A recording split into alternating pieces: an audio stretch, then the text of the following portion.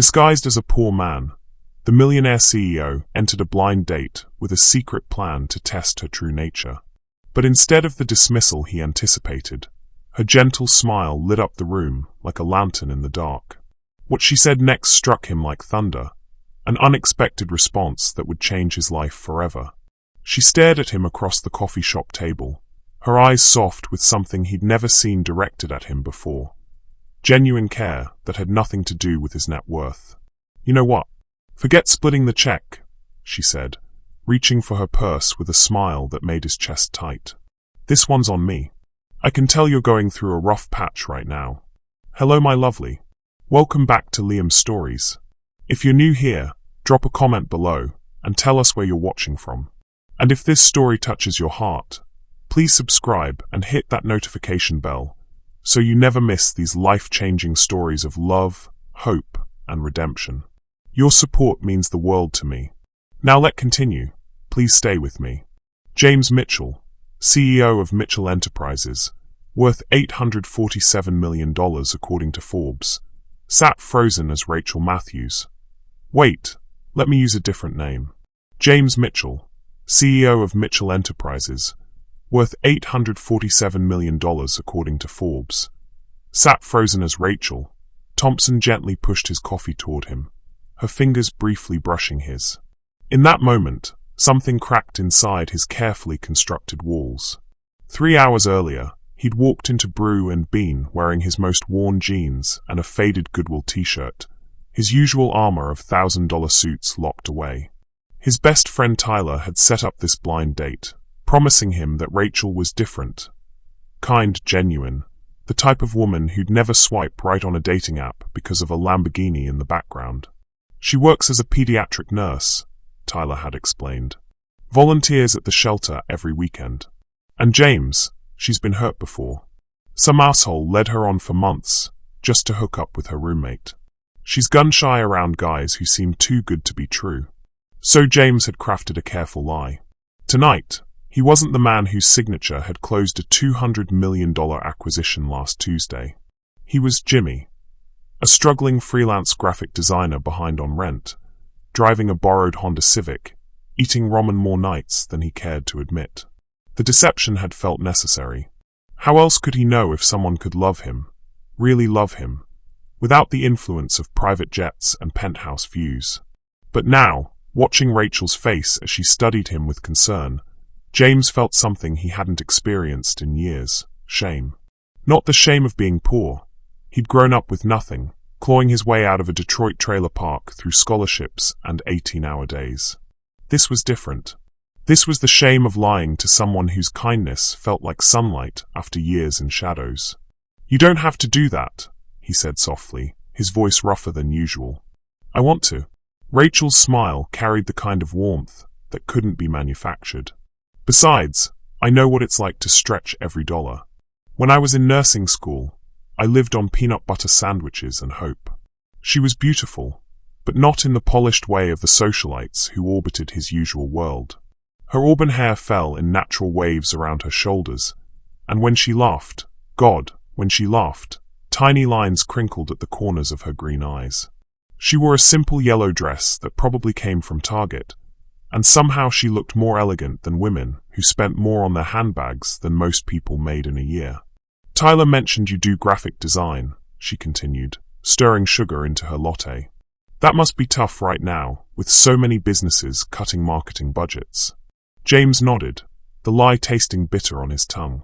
In reality, his company had just signed 3 new clients this week, but he found himself saying, "Yeah, it's challenging. Lots of competition." "I admire creative people," Rachel said, leaning forward slightly. "It takes courage to pursue something you're passionate about, even when it's hard. Most people just take the safe route." The irony cut deep. Here was a woman praising him for taking risks he'd never actually taken, while he sat across from her as the biggest fraud imaginable. James had built an empire on calculated risks. Yes, but he'd forgotten what it felt like to truly put his heart on the line. "Tell me about nursing," he said, desperate to shift focus away from his fictional struggles. "Tyler says you work with kids." Rachel's entire face transformed. lighting up with genuine passion. Pediatric ICU at Children's Hospital. It's heartbreaking and beautiful and exhausting all at once. These kids. She paused, wrapping her hands around her coffee cup. They fight so hard. They find joy in the smallest things. They've taught me more about resilience than any textbook ever could. That sounds incredibly meaningful. It is, though the pay isn't exactly. She laughed, shaking her head. Let's just say I'm not driving luxury cars anytime soon. But I can't imagine doing anything else. James felt something shift in his chest, a recognition, a resonance. Wasn't that exactly what he'd lost somewhere along the way? The passion, the sense of purpose that transcended paychecks? When had building wealth become more important than building something meaningful? Do you ever regret it? He asked. Choosing heart over money? Rachel considered this seriously, tilting her head in a way that made his pulse quicken. Every month when rent is due, she admitted with a laugh. But then I see a kid take their first steps after months of physical therapy, or watch a scared parent's face when I tell them their child is going to be okay. No, I've never regretted it. Money comes and goes, but the difference you make in someone's life, that lasts forever. The words hit James like a physical blow. When was the last time his work had made a difference in anyone's life? His latest acquisition had eliminated 200 jobs in the name of efficiency. The portfolio companies he'd streamlined had boosted profits, but crushed communities. He'd justified it all as business, as necessary progress, but sitting across from Rachel, those justifications felt hollow. You're staring, Rachel said softly, a blush creeping across her cheeks. Sorry, James caught himself before he could say something that would blow his cover. I just can't believe someone like you exists. I just can't believe you're real. You're not like anyone I've ever met. Is that good or bad? It's perfect. The word slipped out before he could stop it, carrying more honesty than he'd intended. And for a moment, the busy coffee shop faded away. There was just this woman, this incredible woman, looking at him like he mattered. Not his bank account, not his business connections, not his ability to provide luxury, just him.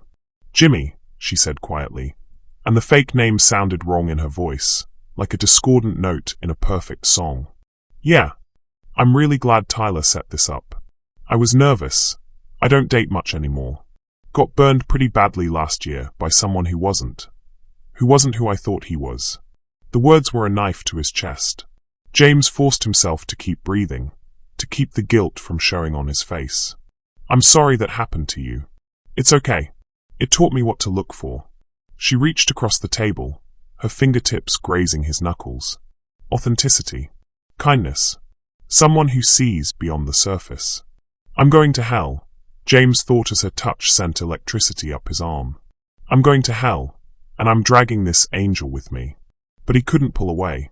Couldn't end this moment, this conversation, this feeling of being seen, really seen, for the first time in years.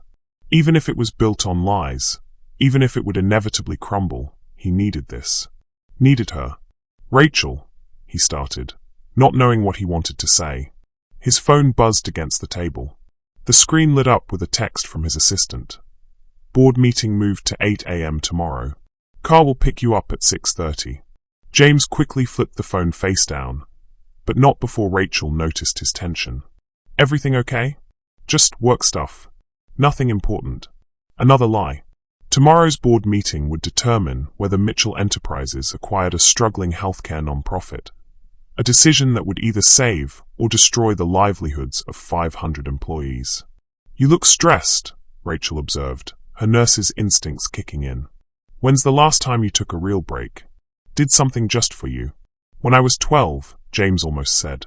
Instead, he managed. It's been a while. That's not healthy. Even struggling artists need to recharge. She grinned, the expression transforming her face into something radiant. Tell you what, there's a free concert in Riverside Park this Saturday. Local band, nothing fancy, but they're supposed to be really good. Wanna go? We could pack sandwiches, make it a picnic. The invitation was so simple, so perfectly ordinary, that it took James's breath away. When was the last time someone had invited him to something that didn't involve networking or business strategy, or proving his worth through expensive experiences. "I'd like that," he said, meaning it more than he'd ever meant anything. "Great. It's a date." Rachel paused, her cheeks pinking again. "I mean, if you want it to be. I don't want to assume. I want it to be." The words hung in the air between them, heavy with possibility and the weight of his deception. Rachel's smile could have powered the entire coffee shop. "So," she said, settling back in her chair with obvious pleasure, "tell me something real about you. Something you've never told anyone else." The irony of the request nearly broke him. Here she was, asking for honesty from the most dishonest version of himself he'd ever created. But looking into her eyes, those clear, trusting green eyes, James found himself speaking a truth he'd never shared with anyone. "I'm scared," he said quietly. "Of what?" "Of being alone. Of never finding someone who loves me for me, not for what I can give them or do for them." His voice dropped to barely above a whisper. "Of dying surrounded by things instead of people who actually care." Rachel was quiet for a long moment, her expression unreadable. Then she leaned forward, her hand covering his completely. "Jimmy," she said, and this time his fake name sounded like a prayer. "You're not alone. Not anymore." If only that were true, James thought as her warmth seeped into his skin. If only I deserved it. But as they sat there in the golden light of the coffee shop, her hand in his and her smile washing over him like forgiveness he hadn't earned, James Mitchell, billionaire, CEO, master of the universe, found himself believing in something he'd thought lost forever. Hope. James sat in his penthouse at 2 a.m., still wearing the Goodwill clothes, staring out at the city lights that stretched endlessly below. His reflection in the floor-to-ceiling windows looked like a stranger, rumpled, uncertain, more human than he'd appeared in years. Rachel's laughter still echoed in his ears. After coffee, they'd walked through downtown for 3 hours, talking about everything and nothing. She'd shown him a mural she loved, pointed out constellations from a park bench, shared stories about her patience that made his chest ache with admiration. When a homeless man had asked for change, she'd given him her leftover sandwich and sat down to ask his name, treating him with the same dignity she'd shown James. James, not Jimmy. The lie sat in his stomach like lead. His phone buzzed. A text from Rachel. "Thank you for tonight. I haven't smiled that much in months. Sweet dreams, Jimmy." The heart emoji was a small thing, probably meaningless, but it made his hands shake as he set the phone down. When was the last time someone had wished him sweet dreams? When was the last time someone had cared whether he slept well? The marble and steel perfection of his penthouse felt cold suddenly, sterile. He thought about Rachel's description of her apartment. Cozy chaos, with plants everywhere and paintings by local artists covering the walls. She'd mentioned having a roommate, a teacher named Maya who left inspirational quotes on post-it notes around their shared space. A roommate, because she couldn't afford to live alone on a nurse's salary. Meanwhile, James owned 4 properties he'd never even slept in.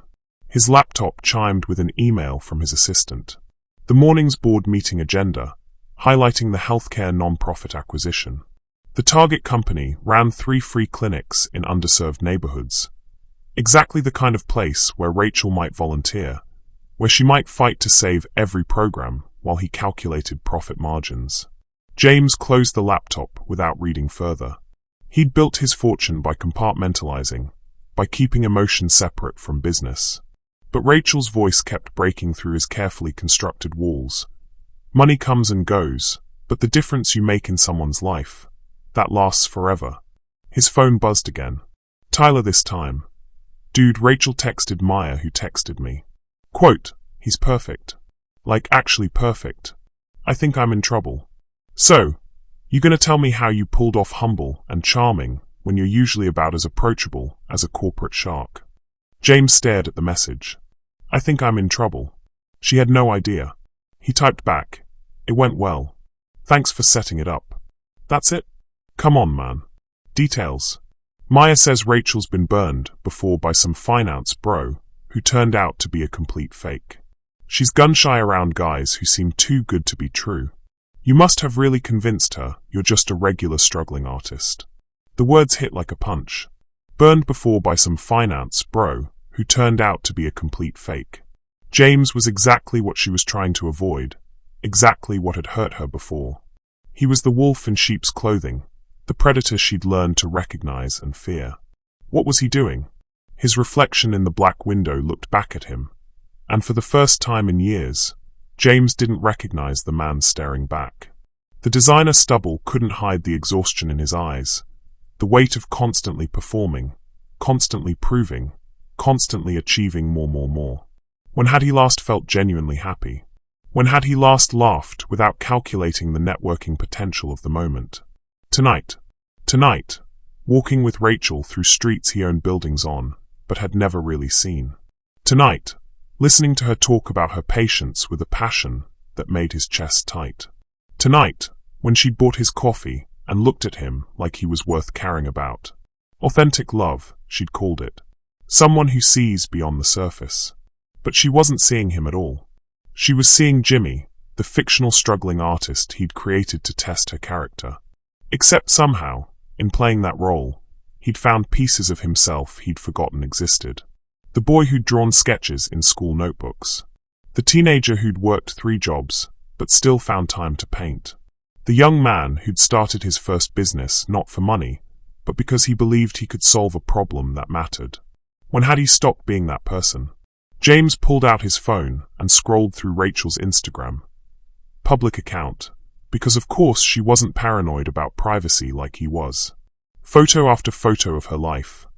Volunteering at animal shelters, hiking with friends, reading to kids at the hospital, making silly faces at her roommate's birthday party. Her captions were full of gratitude and joy and small observations about beauty in everyday moments. Her bio read, Pediatric RN, believer in small kindnesses and big dreams. Currently reading The Alchemist again. Perfectly imperfect and learning to love the journey. Learning to love the journey. James couldn't remember the last time he'd thought about life as a journey rather than a series of acquisitions and achievements. He found a photo from last week. Rachel in scrubs, exhausted but smiling, with the caption, 16-hour shift, but got to see little Marcus take his first steps after surgery. Some days are hard. Some days are magic. Today was both. Grateful. 16 hours on her feet, making barely enough to pay rent, and she was grateful. James made more in interest every day than she made in a month, and he couldn't remember the last time he'd felt genuine gratitude for anything. His phone rang. Tyler, you didn't answer my text, his friend said without preamble. Which means you're either dead or having an existential crisis. Since you picked up, I'm going with crisis. I'm fine. Bullshit. I've known you since college, remember? You get that tone when you're overthinking everything. What's going on? James walked to his bar cart, crystal decanters worth more than most people's cars, and poured himself 3 fingers of scotch. She's incredible, Ty. I know. That's why I set you up. Maya's been trying to introduce her to decent guys for months, but Rachel's got this radar for bullshit now. Won't even look twice at anyone who seems too polished or too good to be true. Tyler paused. Good thing you went with the struggling artist angle. That was smart. Was it? James took a sip of scotch that cost $500 a bottle and tasted like ashes. She bought me coffee, Tyler. Looked genuinely concerned that I might be struggling financially. She offered to pack sandwiches for our next date because she thinks I can't afford a real restaurant. So, that's perfect. Proves she's not a gold digger. She's not anything digger. She's just good. Genuinely good. And I'm lying to her about everything. Tyler was quiet for a moment. When he spoke again, his voice was more serious. James, man, I get it. You've been burned before too. Remember Simone? And that yoga instructor who turned out to be working for that gossip magazine? You built those walls for a reason. This is different. How? James closed his eyes, remembering the way Rachel had looked at him. Really looked at him. When he'd admitted his fear of being alone. No calculation, no measuring his worth, just pure human compassion. She sees me, he said quietly. Not the money, not the status, not what I can do for her. She sees me. Or at least, she sees who I could be. Then tell her the truth. Right. Hey Rachel, remember how I told you I was a struggling graphic designer? Plot twist. I'm actually worth almost $1 billion. I drive cars that cost more than houses. And oh, by the way, I might be acquiring the non-profit hospital where you volunteer just to gut it for profit. Tyler whistled low. Okay, when you put it like that. She was hurt before by someone who wasn't who he claimed to be. I'm exactly that guy, Tyler. I'm exactly what she's trying to avoid. But you're not. Not really. Yeah, you lied about the money, but everything else was real, right? The conversation, the connection, the way you felt, that was all real. Was it? James thought about the 3 hours they'd spent walking, talking, laughing. He'd told her things he'd never shared with anyone. His fear of loneliness, his anxiety about never being loved for himself. That had been real. His fascination with her passion, his admiration for her kindness, his growing certainty that he could fall in love with this woman. All real. But built on a foundation of lies. I don't know how to fix this, he admitted. Maybe you don't fix it. Maybe you just see where it goes. Give yourself time to figure out how to tell her the truth in a way that doesn't destroy everything. And in the meantime, I keep lying? In the meantime, you be the person she thinks you are. The person you were tonight. Maybe that's who you really are underneath all the corporate armor. After Tyler hung up, James sat in the dark, scotch forgotten in his hand. Outside, the city hummed with late-night life. Shift workers heading home. Insomniacs walking dogs. Young couples stumbling out of bars with their arms around each other. Real people living real lives, not performing for boardrooms or networking at charity galas. He thought about Rachel's invitation to the free concert. She'd been so excited, so genuinely happy at the prospect of sharing something simple and beautiful with him. When was the last time he'd been to a free concert? When was the last time he'd sat on grass and eaten a sandwich that didn't cost $40? Maybe you be the person she thinks you are. Tyler's words echoed in the silence. What if he could? What if, just for a while, he could set aside the empire and the expectations and the endless acquisition of more? What if he could remember what it felt like to want something that couldn't be bought? James pulled out his phone and looked at Rachel's text again. Sweet dreams, Jimmy. He typed back, Sweet dreams, Rachel. Thank you for reminding me what it feels like to smile. The response came faster than he'd expected. You say that like you haven't smiled in a while. Are you okay? The question was so gentle, so genuinely concerned, that James felt something crack in his chest. When was the last time someone had asked if he was okay and actually wanted to hear the answer? I am now, he typed back. See you Saturday? Absolutely. Can't wait. James set the phone down and walked to his walk-in closet, past the rows of custom suits and Italian leather shoes. In the back, forgotten behind garment bags and shoe trees, he found a box he hadn't opened in years. Inside were relics from his old life. Worn jeans from college, paint-stained t-shirts, a sketchbook full of drawings he'd made when art was still about beauty instead of investment portfolios. At the bottom was a photograph, him at 22, grinning at the camera from behind an easel in his cramped first apartment. He was thin, broke, and completely alive with possibility. The man in that photo believed in dreams and second chances, and the power of hard work to change everything. That man might have been worthy of Rachel Thompson. James closed the box and made a decision. He couldn't undo the lie he'd started, but maybe, just maybe, he could find his way back to the truth of who he'd been before money had consumed everything else. Even if it meant risking the only thing that had made him feel human in years. Saturday couldn't come fast enough. Saturday morning arrived with the kind of golden sunlight that made promises, and James found himself standing in front of his bathroom mirror at 6 a.m., holding a razor with hands that wouldn't quite steady. The man staring back at him looked like a stranger, or maybe like someone he used to know. Just be Jimmy today, he told himself. Just for one day, be the person she thinks you are. But as he reached for the faded jeans he'd pulled from storage, a memory hit him with the force of a physical blow. Jimmy, baby, come here. His mother's voice was thin, stretched tight with the kind of exhaustion that came from working double shifts at the diner and still not having enough for rent. James. Jimmy then, always Jimmy, crawled out from under the Kit Matthews table where he'd been drawing with crayons worn down to nubs. "We gotta talk, sweetheart."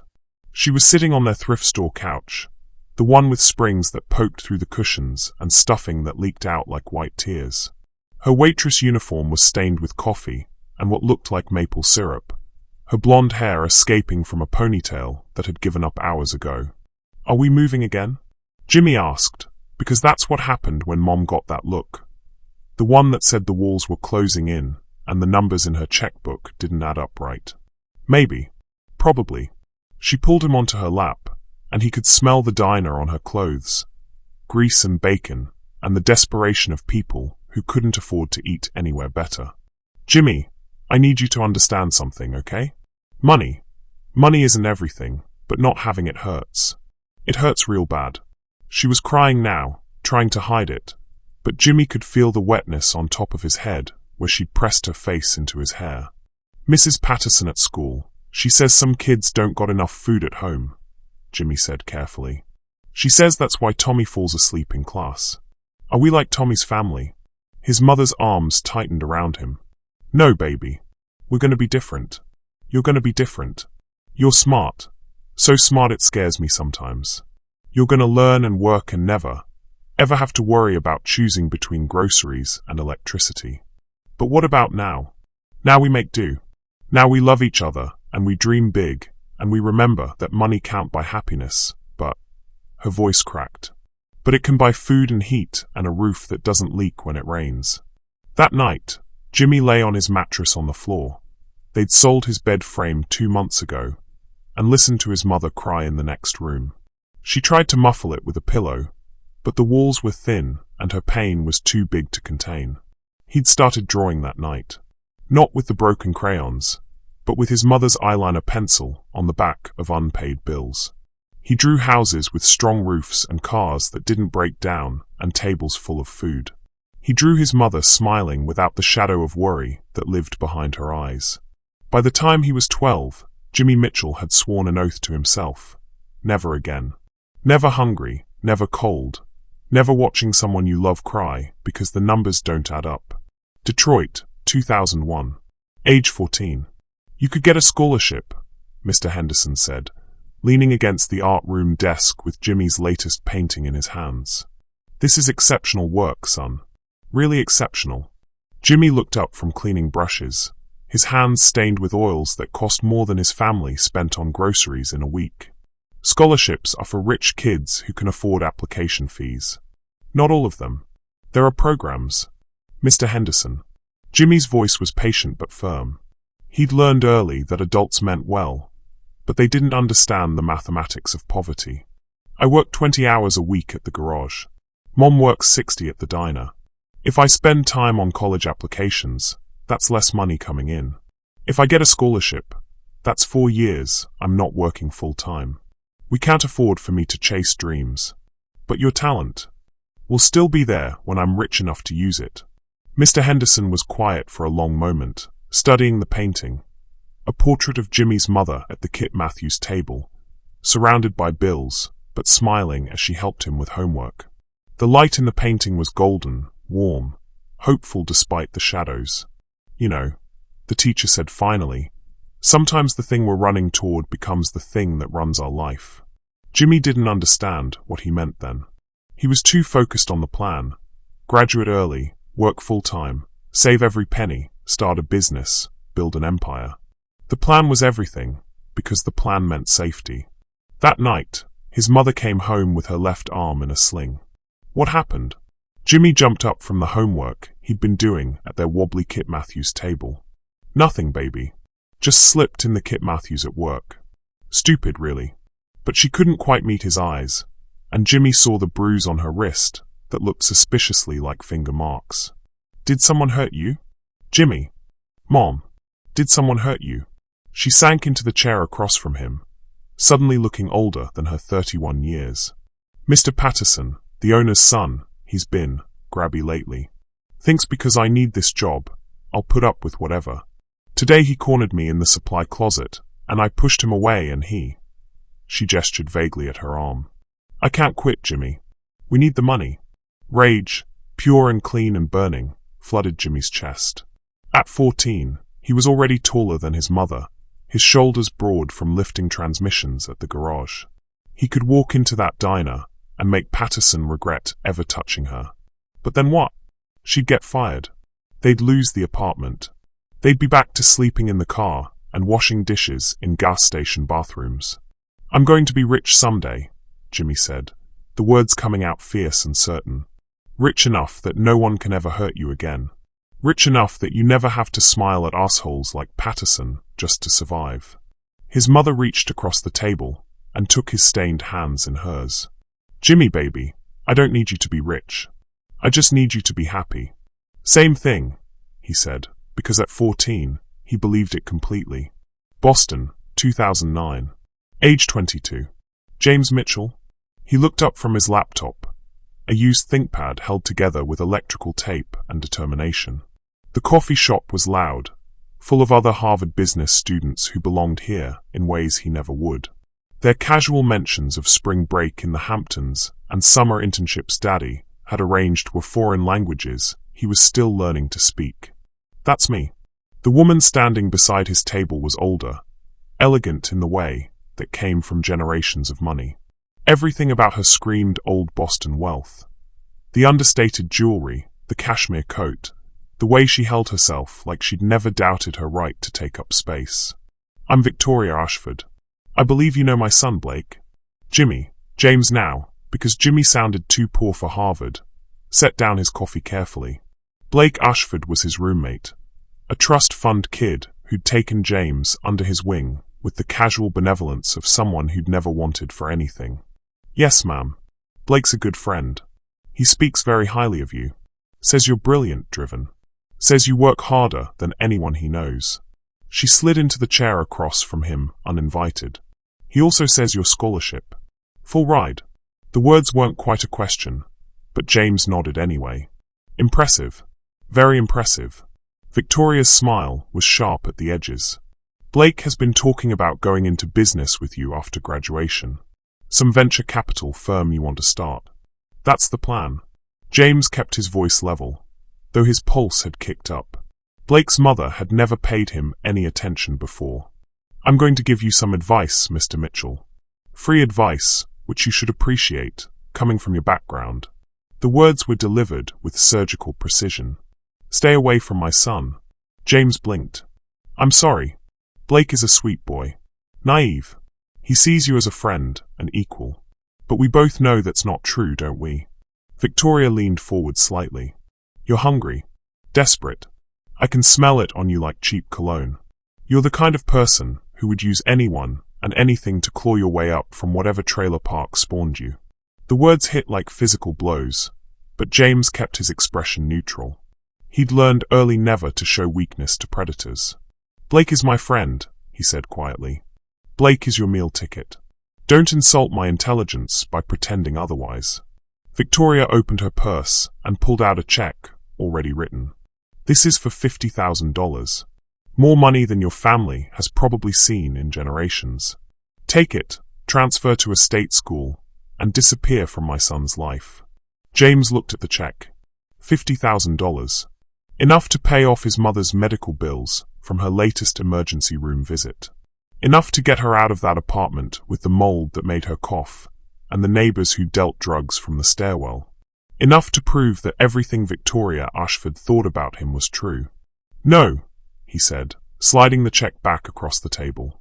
Victoria's eyebrows rose. "Excuse me?" "I said no. Blake is my friend. I don't have a lot of those, so I'm not trading one for money. You're making a mistake, Mr. Mitchell. I have influence in this city. I can make sure you never work anywhere that matters. I can destroy your future with a few phone calls." James stood up slowly, gathering his books and his ancient laptop. When he spoke, his voice was calm, but carried an edge that made Victoria sit back in her chair. "Mrs. Ashford, I'm going to tell you something, and I want you to listen carefully. I've been poor my whole life. I've been hungry, cold, scared, and desperate. I've watched my mother work herself sick trying to keep us afloat. But you know what I've never been?" "What?" "Bot. You can keep your money and your threats. I'll earn my place in this world the same way I've earned everything else, by working harder than anyone else and refusing to quit. He shouldered his backpack. And when I'm rich enough to buy and sell people like you, I'll remember this conversation. Victoria's face had gone white. You little. Have a nice day, Mrs. Ashford. Give Blake my regards. James walked out of the coffee shop with his head high and his hands shaking. That night, he called his mother from his dorm room phone. Jimmy? Baby, what's wrong? You sound upset. I love you, Mom. I love you too, sweetheart.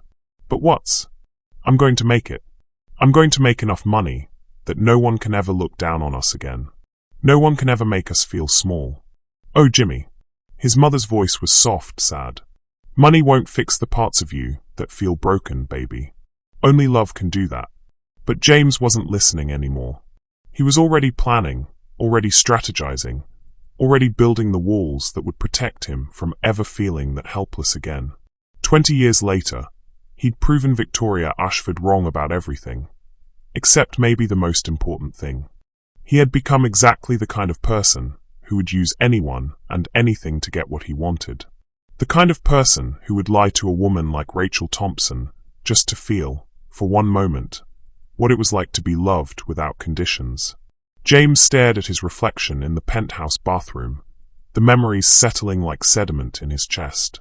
The boy who'd drawn pictures of safety, the teenager who'd promised his mother the world, the young man who'd walked away from easy money because his integrity mattered. Where had that person gone? Somewhere along the way, building walls had become more important than protecting what was inside them. Acquiring wealth had become more addictive than using it for good. Proving Victoria Ashford wrong had mattered more than proving himself right. But yesterday, sitting across from Rachel in that coffee shop, he'd felt like Jimmy again. The boy who believed in dreams, who saw beauty in small things, who thought love was worth more than safety. His phone buzzed. A text from Rachel. Good morning. Just wanted to say I'm excited about today. Fair warning. I'm bringing homemade cookies to the concert because I stress bake when I'm nervous. Hope you like chocolate chip. I stress bake when I'm nervous. She was nervous about seeing him. This incredible woman who saved children's lives and volunteered her weekends and bought coffee for struggling artists was nervous about their second date. James typed back, I love chocolate chip. And you don't need to be nervous. I'm just grateful you want to spend time with me. The response was immediate. You say the sweetest things. See you at 2. That heart emoji again. Such a small thing, but it made his chest tight with something that might have been hope. James pulled on the faded jeans and worn t-shirt, clothes that belonged to a person he'd almost forgotten how to be. In a few hours, he'd sit on a blanket in the grass with Rachel Thompson, eating homemade cookies and listening to music that didn't cost anything but meant everything. For today, he could be Jimmy again. For today, he could remember what it felt like to want something that couldn't be bought. Even if tomorrow he'd have to decide whether to tell the truth and lose her, or keep lying and lose himself. Rachel stood in front of her closet at noon, holding 3 different sundresses and feeling ridiculous. She was a grown woman, a medical professional who made life and death decisions every day, and she was having a wardrobe crisis over a free concert in the park. Because he matters, she admitted to herself. Because I haven't felt this way about anyone in a long time.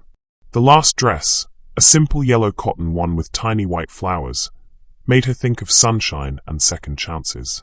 As she slipped it on, her reflection in the mirror brought back memories she'd been trying to keep buried. Portland, 2019. Age 26. You look beautiful tonight. Rachel turned from the bathroom mirror where she'd been applying lipstick.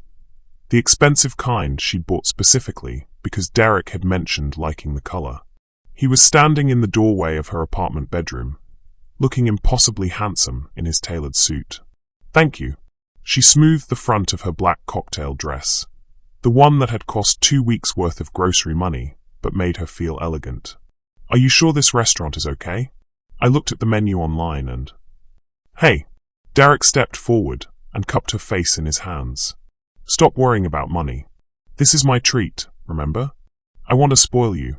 Rachel leaned into his touch, still amazed that someone like Derek Carlisle wanted to be with someone like her. 6 months they'd been dating, and she still felt like she was living in a dream. He was everything she'd never dared to hope for: successful, charming, attentive. A financial advisor who drove a BMW and lived in a downtown loft, and somehow found her interesting enough to pursue. "I just don't want you to think I expect. I think you're incredible," he said, kissing her forehead. "And I think you deserve to be treated like the amazing woman you are." The restaurant was the kind of place Rachel had only seen in movies. Crystal chandeliers, tablecloths that probably cost more than her monthly rent, waiters who moved like dancers. Derek ordered wine that made her eyes water when she glimpsed the price, but he waved away her concerns with easy confidence. "You're worth it," he said, reaching across the table to take her hand. "Besides, I closed a big deal this week. We're celebrating." "What kind of deal?" Derek's smile was mysterious. "The kind that's going to change everything for us." "Us." The word made Rachel's heart flutter. 6 months of dating, and Derek was thinking about their future together. Maybe her roommate Maya had been wrong to worry. Maybe not all successful men were looking for trophy wives who could match their bank accounts. "Tell me about your day," Derek said, skillfully redirecting the conversation. "Any exciting saves in the pediatric ICU?"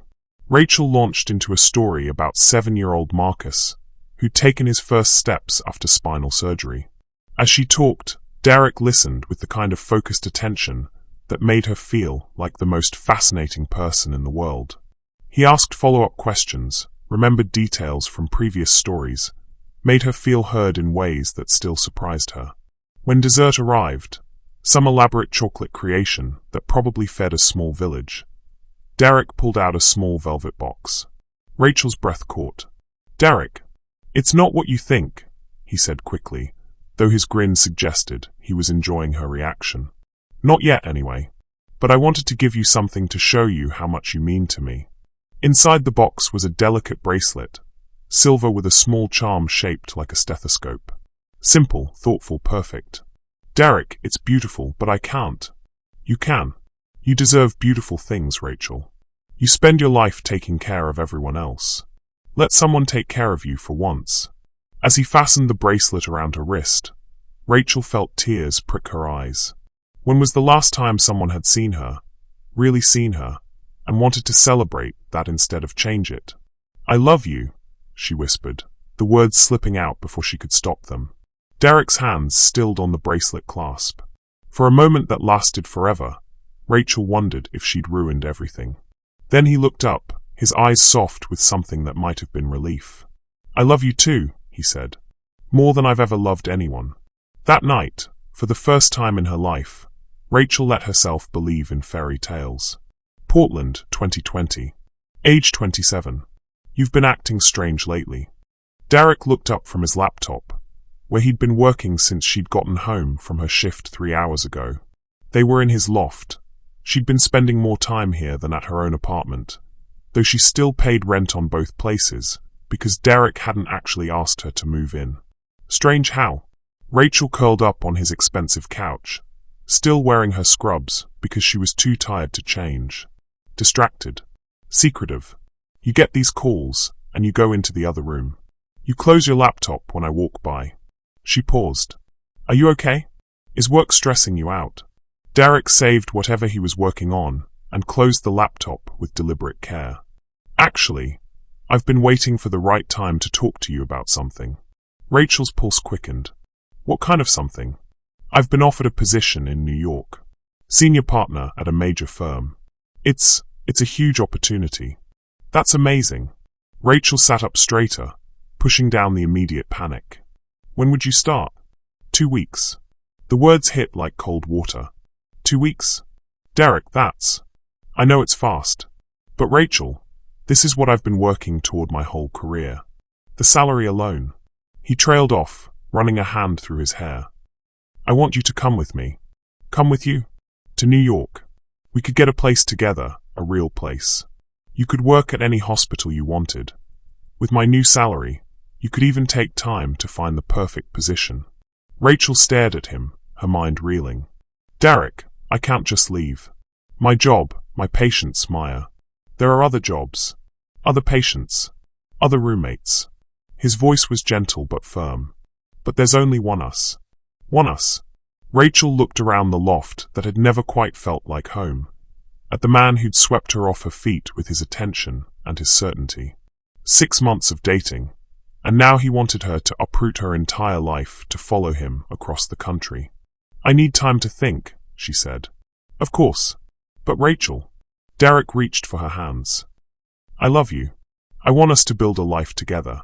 This is our chance. That night, Rachel lay awake staring at the ceiling while Derek slept peacefully beside her. The bracelet he'd given her caught the light from the street lamp outside. The little stethoscope charm a reminder of everything she'd worked for. She'd spent 4 years in nursing school, 2 more getting specialized training in pediatric care. She'd built relationships with families, earned the trust of her colleagues, found her place in a world that mattered. Could she really walk away from all of that for love? More importantly, should she want to? Portland, 2020. 3 days later. Rachel, honey, you need to see this. Maya's voice was strange, careful in the way it got when she was trying not to hurt someone's feelings. Rachel looked up from the nursing journal she'd been reading, noting absently that Maya was holding her phone with the screen turned away. See what? It's about Derek. The bottom dropped out of Rachel's world. What about Derek? Maya sat down on their couch, her face pale. Jess from work, you remember her? She's dating that guy who works in finance downtown. And he knows Derek, or knows of him, and... She took a breath. Rachel, Derek isn't a financial advisor. What? He's a day trader. And not a very good one, apparently. Jess's boyfriend says he's been burning through clients' money for months. There's talk about investigations, possible charges. Rachel's hands had gone numb. That's impossible. Derek closed a big deal last week. He's been offered a position in New York. Rachel. Maya's voice was infinitely gentle. There is no position in New York. The words seemed to echo in the sudden silence of their apartment. Rachel could hear her own heartbeat, the tick of the Kit Matthews clock, the sound of her world quietly imploding. Show me, she whispered. Maya turned her phone around. The screen showed a local news website, a small article buried in the business section. Local investment advisor under investigation for client fund mismanagement. Derek's photo smiled back at her from the screen, the same charming smile that had convinced her to trust him with her heart. Rachel read the article twice, then 3 times, the words blurring together. Suspected fraud. Missing client funds. Pattern of deception. The investigation had been ongoing for months. Months during which Derek had been taking her to expensive restaurants and buying her jewelry and talking about their future together. Honey, Maya said softly, there's more. More? Jess's boyfriend. He says Derek's been seen around town with other women. Specifically targeting nurses, teachers, social workers. Women with stable jobs and good credit who might be willing to help with temporary cash flow problems if they thought they were in love. The bracelet on Rachel's wrist suddenly felt like a shackle. She fumbled with the clasp, her hands shaking so badly she couldn't manage it. Let me, Maya said, gently unfastening the silver chain. Rachel, I'm so sorry. I loved him. The words came out broken, barely audible. I actually loved him. I know, honey. I know. I was going to quit my job. I was going to leave everything and move to New York with him. Rachel laughed, but it sounded more like a sob. I was going to trust him with my entire life. Maya wrapped her arms around her roommate as Rachel finally broke down. 6 months of believing in fairy tales, of thinking she'd found someone who loved her for exactly who she was, shattered into pieces sharp enough to cut.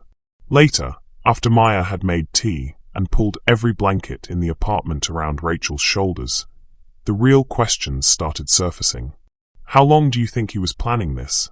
Rachel asked, staring at the bracelet lying on their coffee table like evidence in a crime. I don't know. The restaurant bills I worried about. Was I paying for those somehow? The wine, the gifts, the trips he took me on. Maya was quiet for a long moment. Does it matter now? It matters because I need to know how stupid I was. I need to know how completely I fell for it. You weren't stupid. You were in love. Same thing, apparently.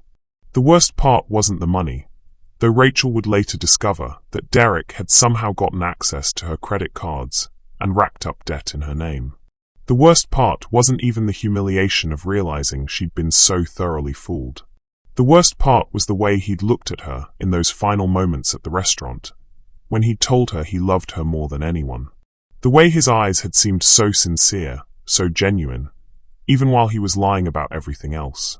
How was she supposed to trust her own judgment ever again? How was she supposed to believe anyone when Derek had been so convincing, so perfect, so exactly what she'd thought she wanted? You have to start dating again sometime, Maya said, not looking up from her laptop where she was grading papers. Rachel, who was stress baking her 4th batch of cookies this month, paused in her measuring of chocolate chips. I am dating. I went out with that paramedic from work last month. One coffee date where you spent the whole time asking him about his financial history doesn't count. I needed to know if he was solvent. Rachel. Maya closed her laptop and gave her roommate her full attention. It's been a year. You can't let Derek ruin your faith in men forever. I'm not letting him ruin anything. I'm being smart. I'm protecting myself. You're hiding. The words stung because they were true. Rachel had built walls around her heart that were higher and thicker than anything she'd ever constructed. She'd developed a 6th sense for red flags, a radar for men who seemed too good to be true. She'd become an expert at finding reasons to end things before they could really begin. Maybe hiding isn't the worst thing, Rachel said, measuring vanilla with scientific precision. Maybe some people aren't meant for relationships. Maybe some people are better off alone. Do you really believe that? Rachel considered the question as she folded chocolate chips into cookie dough. Did she believe it? Or was she just afraid to hope again? I believe that I was an intelligent, educated woman who got completely fooled by a man who saw me coming from a mile away. I believe that my judgment is apparently terrible when it comes to matters of the heart. And I believe that the next time someone seems too perfect, too attentive, too good to be true. She trailed off. What? I'll know better than to believe it. Maya was quiet for a moment, watching her friend shape cookies with mechanical precision. What if someone comes along who's genuinely good? What if you meet someone who's real, who's honest, who actually sees how amazing you are? Then I guess we'll find out if I'm brave enough to believe in second chances. But as Rachel slid the cookie sheets into the oven, she wasn't sure she would be. Present day. Rachel stared at herself in the yellow sundress, remembering the woman she'd been before Derek. Trusting, optimistic, willing to leap before she looked. That woman felt like a stranger now. But yesterday, sitting across from Jimmy in that coffee shop, she'd felt echoes of her former self. His vulnerability when he'd admitted his fear of being alone, the way he'd listened to her stories about work with genuine interest, the careful way he'd insisted on being honest about his struggles. It had all felt so real. Too real? The voice in her head sounded suspiciously like Maya's warnings. Too perfect? Too convenient that this struggling artist happens to be exactly what you need right now. Rachel pushed the thoughts away. Jimmy wasn't Derek. Jimmy was awkward and uncertain, and clearly struggling financially. There was no hidden agenda there, no sophisticated manipulation. Just a man who seemed as surprised by their connection as she was. Her phone buzzed. A text from Jimmy. I love chocolate chip. And you don't need to be nervous. I'm just grateful you want to spend time with me. The message was so sweet, so perfectly calibrated to ease her anxiety, that for a moment Rachel felt that familiar flutter of suspicion. But then she remembered the way his hands had shaken when he'd reached for his coffee, the genuine surprise in his eyes when she'd offered to pay. Derek had been smooth, polished, always in control. Jimmy was none of those things. Maybe that's exactly what makes him dangerous, the voice whispered. Maybe this time you're falling for the opposite of what hurt you before. Rachel silenced her phone and grabbed the container of cookies she'd baked this morning. She'd promised herself after Derek that she'd trust her instincts, and her instincts said Jimmy was worth the risk, even if her track record with instincts was less than stellar. As she headed for the door, Rachel caught sight of herself in the hallway mirror. The woman looking back was older than she'd been 3 years ago, more careful, more guarded. But in the yellow dress, with anticipation brightening her eyes, she looked almost like the person she used to be. The person who believed in love and second chances, and the possibility that not everyone was hiding something. Time to find out if that person still existed. The park was alive with Saturday afternoon magic.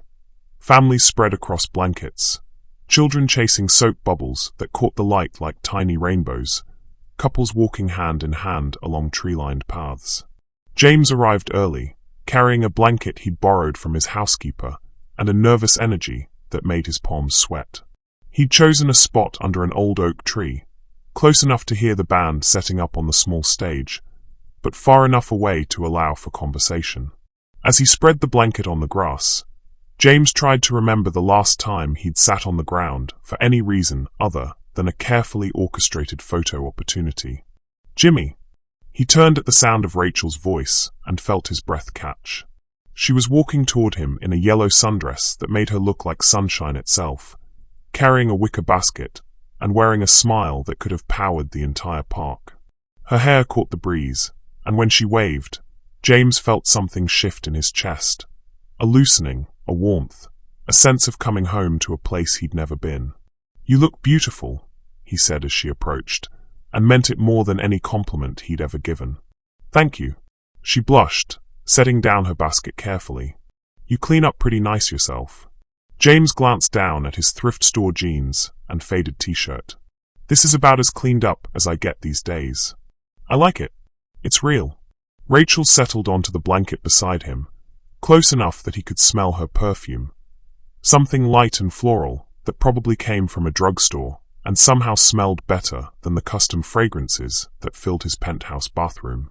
"So," she said, opening her basket with the excitement of a child revealing treasures, "I may have gone a little overboard. We have chocolate chip cookies, obviously, but also sandwiches, turkey and Swiss. I hope that's okay. Some fruit, cheese and crackers, and..." She pulled out a thermos with a flourish. "Iced tea. Homemade." James stared at the spread she'd laid out between them. Everything looked homemade, carefully prepared, infused with the kind of care that couldn't be bought. When was the last time someone had made him a sandwich? When was the last time someone had thought about what he might like and taken the time to prepare it themselves? "Rachel," he said softly, "this is incredible. You didn't have to. I wanted to." She handed him a sandwich wrapped in parchment paper, their fingers brushing in the exchange. "I like taking care of people. Occupational hazard of being a nurse, I guess." As they ate, the band began their sound check, filling the air with the warm-up notes that promised music to come. Around them, the park continued its lazy Saturday rhythm, but James felt like they were sitting in their own private bubble of contentment.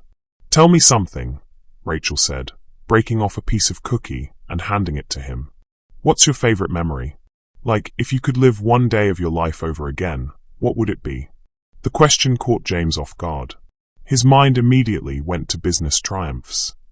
The day Mitchell Enterprises went public, the acquisition that had made him his first 100 million, the Forbes cover story that had declared him the Midas touch of modern business. But looking at Rachel, her face open and genuinely curious, those achievements felt hollow. She wasn't asking about his greatest success. She was asking about joy. "I was 8, he heard himself say. "My mom worked double shifts most days, but this one Saturday she called in sick. Not because she was actually sick, but because she wanted to spend the day with me. We couldn't afford to go anywhere, so we stayed home, and she taught me how to make pancakes from scratch." The memory surprised him with its clarity. He could still see his mother's face, tired but determined to make the day special. Could still feel the weight of the spatula in his small hands, the pride when he'd successfully flipped his first pancake without breaking it. "We ate them on the living room floor, having a picnic on this old quilt my grandmother had made. And my mom," James's voice softened. "She told me stories about her childhood, about my grandparents I'd never met, about dreams she'd had before life got complicated. It was the first time I'd ever seen her completely happy. Just happy, without anything else weighing on her." Rachel was quiet for a moment, her eyes soft with understanding. "She sounds wonderful." She was. She is. James caught himself. She died 2 years ago. Cancer. The lie slipped out automatically, a necessary fiction to explain why his mother wouldn't be part of his current life. In reality, Margaret Mitchell lived in a mansion in Scottsdale, every comfort money could buy, surrounded by staff and luxury, and the kind of security James's wealth could provide. She was safe, protected, but somehow more distant from him than she'd ever been in that cramped Detroit apartment. "I'm so sorry," Rachel said, her hand finding his without hesitation. "I can't imagine losing someone that important." Her touch was warm, real, grounding. James looked down at their joined hands and felt the weight of his deception like a physical ache. "What about you?" he asked, desperate to shift focus away from his lies. "What's your favorite memory?" Rachel smiled, her thumb tracing absent patterns on his knuckles. "I was 12, maybe 13. My parents had been fighting a lot that year. Money stress, work stress, all the usual stuff that makes adults forget to be happy.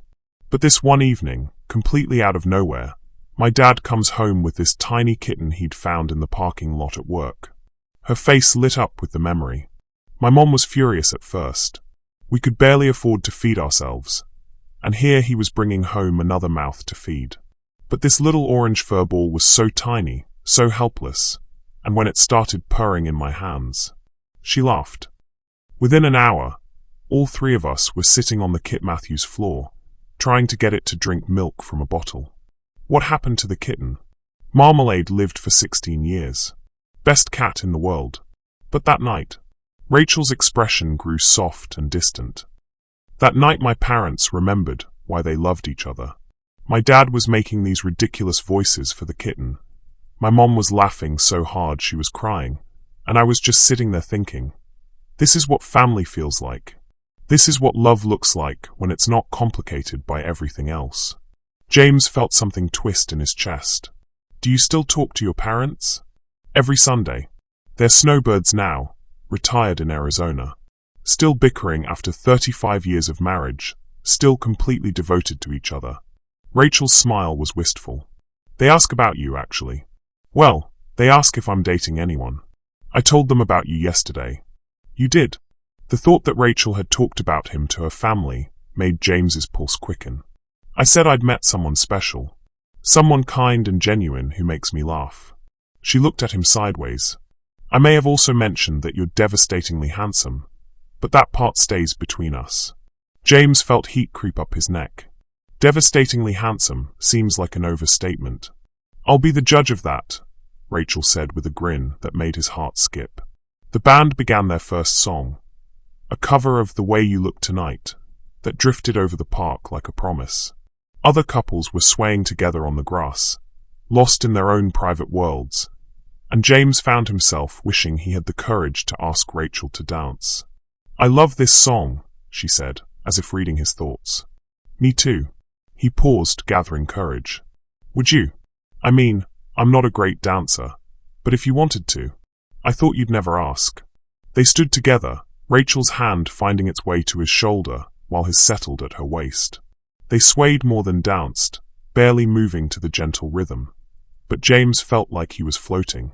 This close, he could see the flecks of gold in her green eyes, could count the freckles across her nose, could feel the warmth of her breath when she smiled up at him.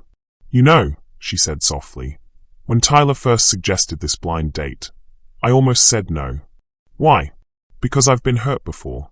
Because I've learned to be careful about men who seem too good to be true." Her hand tightened on his shoulder. "But there's something about you, Jimmy. Something that feels safe. Real." The words were daggers to his conscience.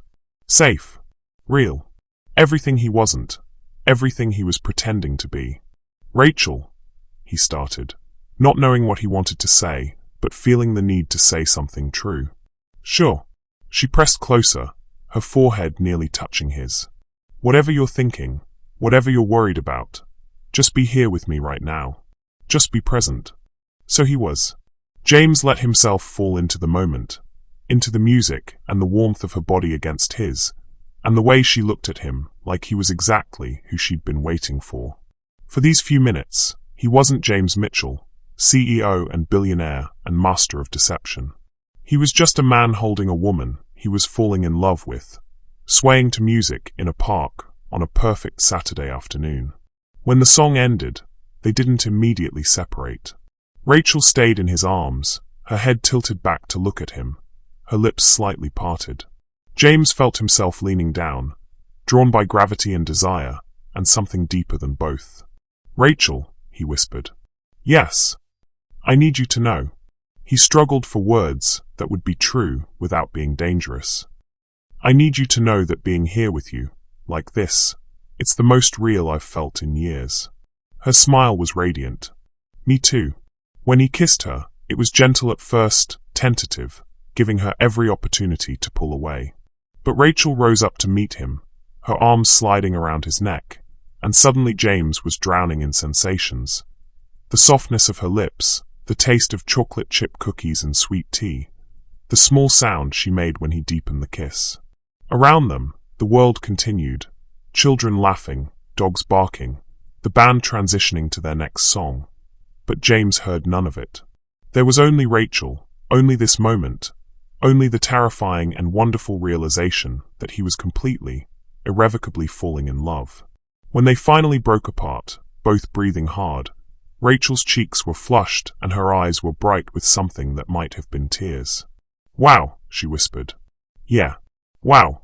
They settled back onto the blanket, closer now, Rachel's head on James's shoulder, as they listened to the music and watched clouds drift across the afternoon sky.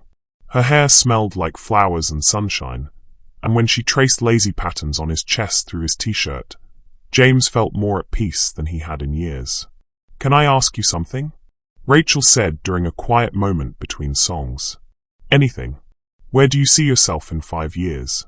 What do you dream about when you let yourself really dream?" The question should have been simple, but it left James speechless. 5 years ago, he would have answered without hesitation. More wealth, more power, more companies to acquire and competitors to crush. But lying here with Rachel, feeling the rise and fall of her breathing against his side, those goals felt empty. "I used to think I knew," he said finally. "I had it all planned out, career milestones, financial targets, all these markers of success. But lately," he paused, surprised by his own honesty. "Lately I've been wondering if I've been climbing the wrong mountain my whole life." Rachel lifted her head to look at him. "What do you mean?" "I mean, maybe success isn't about accumulating things. Maybe it's about this." He gestured between them, around them. "Connection. Moments that matter. People who see you and love you anyway. And what would that look like for you? If you could build a life around connection instead of achievement." James thought about it seriously, trying to imagine a version of himself that prioritized relationships over acquisitions. "I think I'd want to create something that mattered. Art, maybe, like I used to dream about. Or a business that actually helped people instead of just making money. I'd want to wake up excited about the day ahead instead of dreading another board meeting." He looked down at Rachel, whose eyes were soft with understanding. "And I'd want someone to share it with. Someone who challenges me to be better, who sees the best in people, who makes me remember what it feels like to hope." "You say that like you haven't hoped in a long time." "I haven't.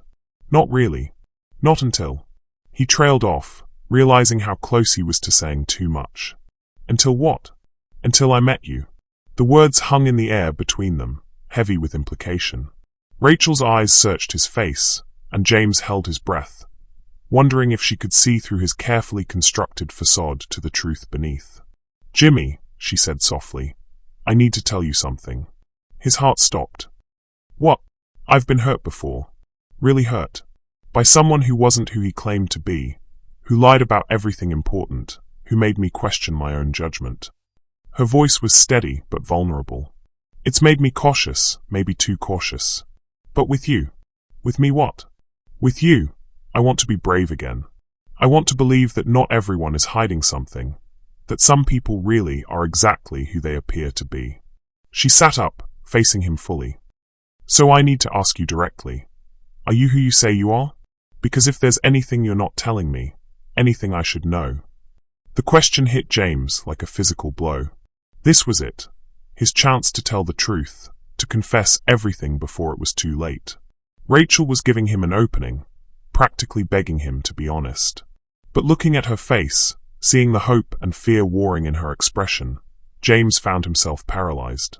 If he told her the truth now, about the money, the lies, the deception that had brought them together, he would lose her. He would become exactly the kind of man who had hurt her before. "Rachel," he said carefully, "I'm exactly who I am with you. Every conversation we've had, every feeling I've shared, that's all real." It wasn't technically a lie. The emotions were real, even if the circumstances weren't. But James could see in Rachel's eyes that she heard what she needed to hear, that his careful words had given her the reassurance she was seeking. "Okay," she said, settling back into his arms. "Okay. I believe you. I believe you." The words should have brought relief, but instead they filled James with a dread so deep it was hard to breathe. Because Rachel Thompson, kind, genuine, trusting Rachel, had just handed him her heart, and he was holding it with hands built for destroying things. As the afternoon stretched into evening, and the concert continued around them, James held Rachel close, and tried not to think about what would happen when the truth inevitably came out. Because it would come out. Lies this big always did. And when it happened, the woman in his arms, the woman who was teaching him what love felt like, would hate him more than he already hated himself. But for now, for these precious few hours, he could pretend to be Jimmy. He could pretend to deserve her. He could pretend this wouldn't all end in heartbreak. Have you ever experienced a moment so perfect you were afraid to breathe, afraid to do anything that might break the spell? Drop your thoughts in the comments. We love hearing about those magical moments that remind us why love is worth the risk.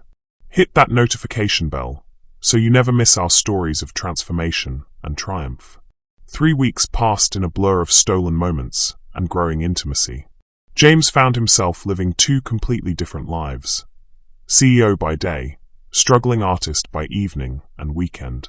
The deception was exhausting, but every moment with Rachel felt like breathing after years of holding his breath. Tuesday evenings became their tradition. Rachel worked late shifts Monday and Tuesday, so they'd meet for dinner at small cafes where the food was simple and the lighting was soft. James learned to navigate menus without automatically ordering the most expensive wine, to split checks without the reflexive reach for his black card. "You know what I realized today?" Rachel said, twirling pasta around her fork at their usual spot. A tiny Italian place where the owner's grandmother still made the sauce and the tables wobbled charmingly. "What's that?" James watched her eat with the fascination of someone discovering a new species. Everything about Rachel was genuine. The way she savored each bite, the way she thanked the waitress by name, the way she left generous tips despite her own financial constraints. "I've been humming all week. At work, in the shower, walking down the street. Maya says I'm nauseating." Rachel grinned. "Apparently, I'm humming that song from the concert. The one we danced to." James felt warmth spread through his chest. "The way you look tonight. That's the one. I can't get it out of my head." She reached across the table, her fingers finding his. "Want to know why? Tell me." "Because every time I hear it, I remember exactly how it felt to be in your arms. Safe and happy and..." She blushed, looking down at their joined hands. "Like I was exactly where I belonged." The words hit James with overwhelming force. This incredible woman, who saved children's lives and volunteered her weekends and made homemade cookies when she was nervous, felt like she belonged with him. The real tragedy wasn't just that he was lying to her. It was that somewhere along the way, he'd started to feel the same thing. "Rachel," he said softly, "I need you to know that being with you, it's changed everything for me." "Changed how?" James chose his words carefully, trying to find truth within the web of deception. "I used to think happiness was something you achieved, like a goal you could reach if you worked hard enough. But with you, I'm learning that happiness is something you choose, moment by moment." Rachel's smile was radiant. "You say the most beautiful things. Where does that come from?" "From years of therapy I can't tell you about," James thought. "From a lifetime of searching for meaning in all the wrong places." "From you," he said instead. You bring out parts of me I'd forgotten existed. After dinner, they walked through Rachel's neighborhood, an area of Portland James had driven through, but never really seen. The houses were small, well-loved, with gardens that spoke of careful tending rather than professional landscaping.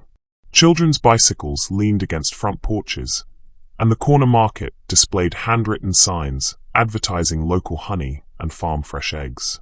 "I love this place," Rachel said, swinging their joined hands between them. "I know it's not fancy, but there's something about neighborhoods like this. Everyone knows everyone. Mrs. Matthews from the corner house brings me soup when I'm sick. The kids next door help me carry groceries up the stairs."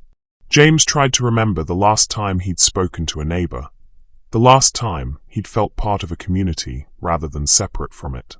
His penthouse was a fortress of solitude, surrounded by people who shared his tax bracket but nothing else. "It sounds perfect," he said, meaning it. "Want to see my apartment? I promise it's not as chaotic as I made it sound." James's pulse quickened. In 3 weeks of dating, they'd always met in public places. The invitation to her home felt significant, intimate in ways that had nothing to do with physical attraction. "I'd love to." Rachel's apartment was on the 3rd floor of a converted Victorian house, accessible via narrow stairs that creaked with each step. She fumbled with her keys for a moment, suddenly nervous. "Fair warning," she said as she unlocked the door. "Maya's at her book club tonight, but she's left her usual trail of inspiration. She writes motivational quotes on post-it notes and sticks them everywhere when she's stressed about work." The apartment was exactly what James had imagined. Cozy chaos with warm lighting and mismatched furniture that somehow worked perfectly together. Plants crowded every windowsill, their green leaves catching the last light of evening. The walls were covered with local art, photographs of friends and family, and yes, post-it notes with messages like, "You are braver than you believe," and "Today's struggles are tomorrow's strengths."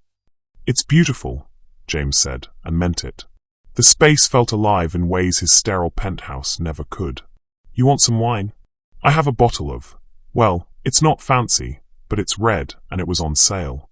Rachel was bustling around her small Kit Matthews, nervous energy making her movements quick and uncertain. "Rachel." James caught her hands, stilling her motion. "You don't have to impress me. I'm already impressed." "By what?" "My student loan debt, and my second-hand furniture. By your kindness, your passion, the way you make everything around you more beautiful just by caring about it."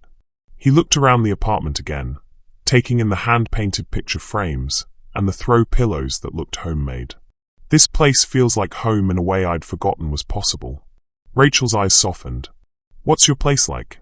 The question was innocent, natural, but it sent panic through James's system. He couldn't very well describe a penthouse with floor-to-ceiling windows and a wine cellar worth more than most people's houses. "Small," he said, which was true relative to his usual standards. "Sparse. I'm not good at making spaces feel warm like this." Also true, though not for the reasons she'd assume. "Maybe I could help you sometime. I love decorating, making spaces feel like home." The casual offer, so generous, so trusting, made James's chest tight. "I'd like that." They settled on her couch with glasses of wine that probably cost $8 at the grocery store and somehow tasted better than the bottles in James's collection that cost more than Rachel's monthly rent. The conversation flowed easily, moving from childhood memories to dreams for the future to the comfortable silence of two people who were learning to trust each other. "Can I ask you something?" Rachel said, curled against his side with her feet tucked under her. "Anything. Tell me about your art. You mentioned you used to draw, but you never talk about it anymore. Do you miss it?" The question hit closer to home than she could know. James had stopped creating anything beautiful years ago, too focused on acquiring and achieving to remember what it felt like to build something with his hands. "I do miss it," he said quietly. "I used to draw all the time when I was younger. Portraits, landscapes, anything that caught my eye. But life got complicated, and I convinced myself that art was a luxury I couldn't afford." "What kind of portraits?" "People mostly. I was fascinated by faces, by the stories you could see in someone's expression if you looked closely enough. Rachel sat up, excited. Do you still have any of your drawings? James thought about the sketchbooks he'd found in storage, the remnants of a person he'd almost forgotten. A few, maybe. They're not very good. I bet they are. I bet they're beautiful. She paused, seeming to gather courage. Would you ever draw me? The request was so simple, so innocent, but it hit James like a revelation. When was the last time someone had asked him to create something? When was the last time he'd made art for the pure joy of making it? You'd want me to? I'd love it. But only if you want to. I don't want to pressure you. James looked at Rachel's face, open, trusting, beautiful in the soft light of her living room, and felt something shift inside him. I'd like that. I'd like that very much. Really? Really? Though I should warn you, I'm out of practice. It might be terrible. Impossible. You could draw stick figures, and I'd frame them. Rachel's laugh was bright, musical. When? Now. Now. James felt a flutter of panic mixed with excitement. I don't have any supplies. I have paper. And Maya's got drawing pencils for her classroom projects. Rachel was already moving, energized by the prospect. Please? I promised to sit very still. How could he say no to that face? Okay, but don't blame me if this is a disaster. Rachel set him up at her Kit Matthews table with a sketch pad and an assortment of pencils that had clearly seen better days. She settled in the chair across from him, hands folded in her lap, trying to look formal and serious. You don't have to pose like you're at the DMV, James said, earning a laugh that relaxed her shoulders. Just be yourself. Talk to me. As he began to sketch, muscle memory took over. His hand moved across the paper with increasing confidence, capturing the curve of Rachel's smile, the way her hair fell across her shoulder, the warmth in her eyes when she looked at him. This feels very intimate, Rachel said softly, watching his face as he worked. Does it make you uncomfortable? No. It makes me feel seen. Really seen. She paused. Is that weird? Not weird at all. James looked up from the sketch, meeting her eyes. You should feel seen. You're extraordinary. Jimmy. I'm serious. You save lives every day. You volunteer your free time to help others. You make strangers feel welcome and friends feel loved.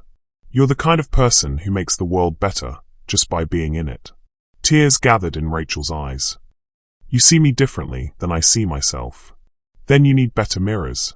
When the sketch was finished, James hesitated before turning it around.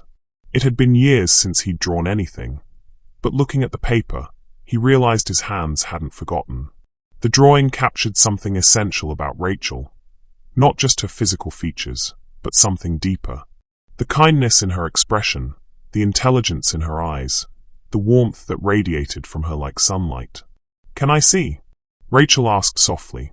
James turned the sketch pad around, watching her face for her reaction. Rachel's expression shifted from curiosity to wonder to something deeper. Recognition, maybe, or gratitude. Oh, she breathed. Jimmy, is this really how you see me? This is exactly how I see you. Rachel reached for the sketch with reverent hands, studying every line and shadow. I look beautiful. Not just pretty, but beautiful. Like someone worth knowing. Because you are. When she looked up, tears were streaming down her face. No one's ever drawn me before.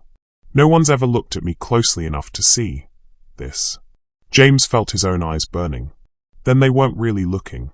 Rachel set the sketch aside carefully and crossed to where he sat. Without hesitation, she settled onto his lap, her arms around his neck, her forehead resting against his. Thank you, she whispered, for seeing me, for showing me who I am through your eyes. When she kissed him, it was different from their first kiss in the park. This was deeper, more certain, full of promises and possibilities. James felt himself falling further into something he'd never experienced. Love that wasn't based on what he could provide or achieve, but simply on who he was when he was with her. Stay, Rachel whispered against his lips. Not for anything physical. Just stay. I want to fall asleep knowing you're here. The request was so trusting, so innocent, that it nearly broke him. Are you sure? I've never been more sure of anything. They fell asleep on her couch, Rachel curled against his chest, his arms wrapped around her like he could protect her from everything the world might throw at them. As her breathing evened out into sleep, James stared at the ceiling and tried not to think about the morning, when he'd have to leave this perfect bubble and return to being someone else. For tonight, he was exactly who she thought he was. For tonight, that was enough. But as dawn crept closer, James couldn't escape the growing certainty that this beautiful, fragile thing they were building would shatter the moment Rachel learned the truth. And with every passing day, every shared smile and gentle touch, the truth was becoming harder to bear and harder to tell. Friday morning arrived grey and heavy with the promise of rain. James sat in his corner office on the 42nd floor of the Mitchell building, staring out at the city below while his board of directors discussed quarterly projections and acquisition targets. Their voices were background noise to the storm in his head. It had been 6 weeks since that first coffee date with Rachel. 6 weeks of living two lives, of rushing from board meetings to her apartment, of carefully monitoring every word to maintain his fiction. The weight of the deception was crushing him, but the thought of losing her was worse. James, your thoughts on the Riverside Healthcare acquisition? He forced his attention back to the room, where 12 of the most powerful people in Portland sat around a mahogany table that cost more than most people's cars. The acquisition they were discussing, Riverside Healthcare, operated 3 free clinics in underserved neighborhoods. The same clinics where Rachel had mentioned volunteering during nursing school. The numbers are solid, James said automatically, though the words tasted like ash. ROI projections show we can streamline operations and eliminate redundancies to increase profitability by 40%. What he didn't say, those redundancies were programs that provided free pediatric care to families who couldn't afford it elsewhere. The streamlining would gut services that kept children alive. Excellent. We'll move forward with the final offer. Should be completed by end of month. The board chair, Patricia Welch, made a note on her tablet. Now, about the charity gala next Saturday. James's blood ran cold. The annual Mitchell Foundation Gala, Portland's most exclusive fundraising event, where tickets started at $5,000 and every major newspaper would have photographers documenting the city's elite. The mayor will be there, along with the governor. Channel 8 wants to do a feature on your philanthropic work. Patricia smiled with the satisfaction of someone orchestrating a public relations coup. They're particularly interested in the healthcare initiatives, given the timing with the Riverside acquisition. I think I should skip it this year, James said quickly. Focus on the business side of things. The room went silent. James Mitchell never skipped high-profile events. He was known for his commanding presence at such gatherings, his ability to work a room and generate headlines that boosted stock prices. James, Patricia said carefully, this gala raises millions for charity. Your presence is expected. Required, really. I understand, but... His phone buzzed. A text from Rachel. Emergency at the hospital tonight, but tomorrow we're still on for that farmer's market, right? Maya's making me promise to buy you actual vegetables instead of just flowers. The farmer's market. He'd forgotten. Tomorrow was Saturday, the same Saturday as the gala where his face would be plastered across every society page in the city. I'll be there, James said to the board, his heart sinking. After the meeting, James sat alone in his office, staring at Rachel's text. 6 weeks of careful scheduling, of making sure his two worlds never collided, and now they were set to crash together in spectacular fashion. His assistant's voice came through the intercom. Mr. Mitchell? There's a reporter from Portland Business Journal here. Says you have a 2 p.m. interview scheduled. James closed his eyes. Another thing he'd forgotten in his distraction. Send him in. The reporter, young, ambitious, clearly hungry for a career-making story, settled into the chair across from James's desk with the eager energy of someone who thought he was about to get exclusive access to one of the most powerful men in the city. Mr. Mitchell, thank you for your time. I'm doing a piece on Portland's most eligible bachelors, specifically focusing on how wealth and success impact modern dating. Of course you are, James thought grimly. I understand you've been quite private about your personal life lately. Any special someone in the picture? No comment. Come on, Mr. Mitchell. Our readers are fascinated by how someone with your resources approaches relationships. Do you find that your wealth makes dating more complicated? Do women approach you differently when they know who you are? Every question was a knife twist.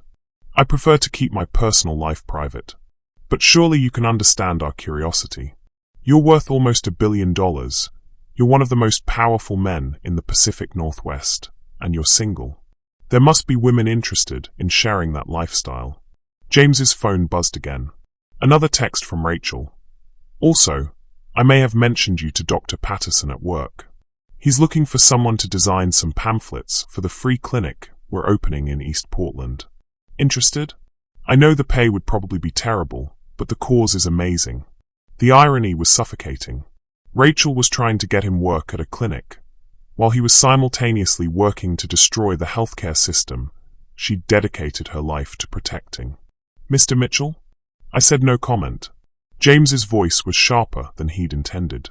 The reporter made a note, his eyes bright with the scent of a story. One more question. There are rumors about your involvement in some major healthcare acquisitions.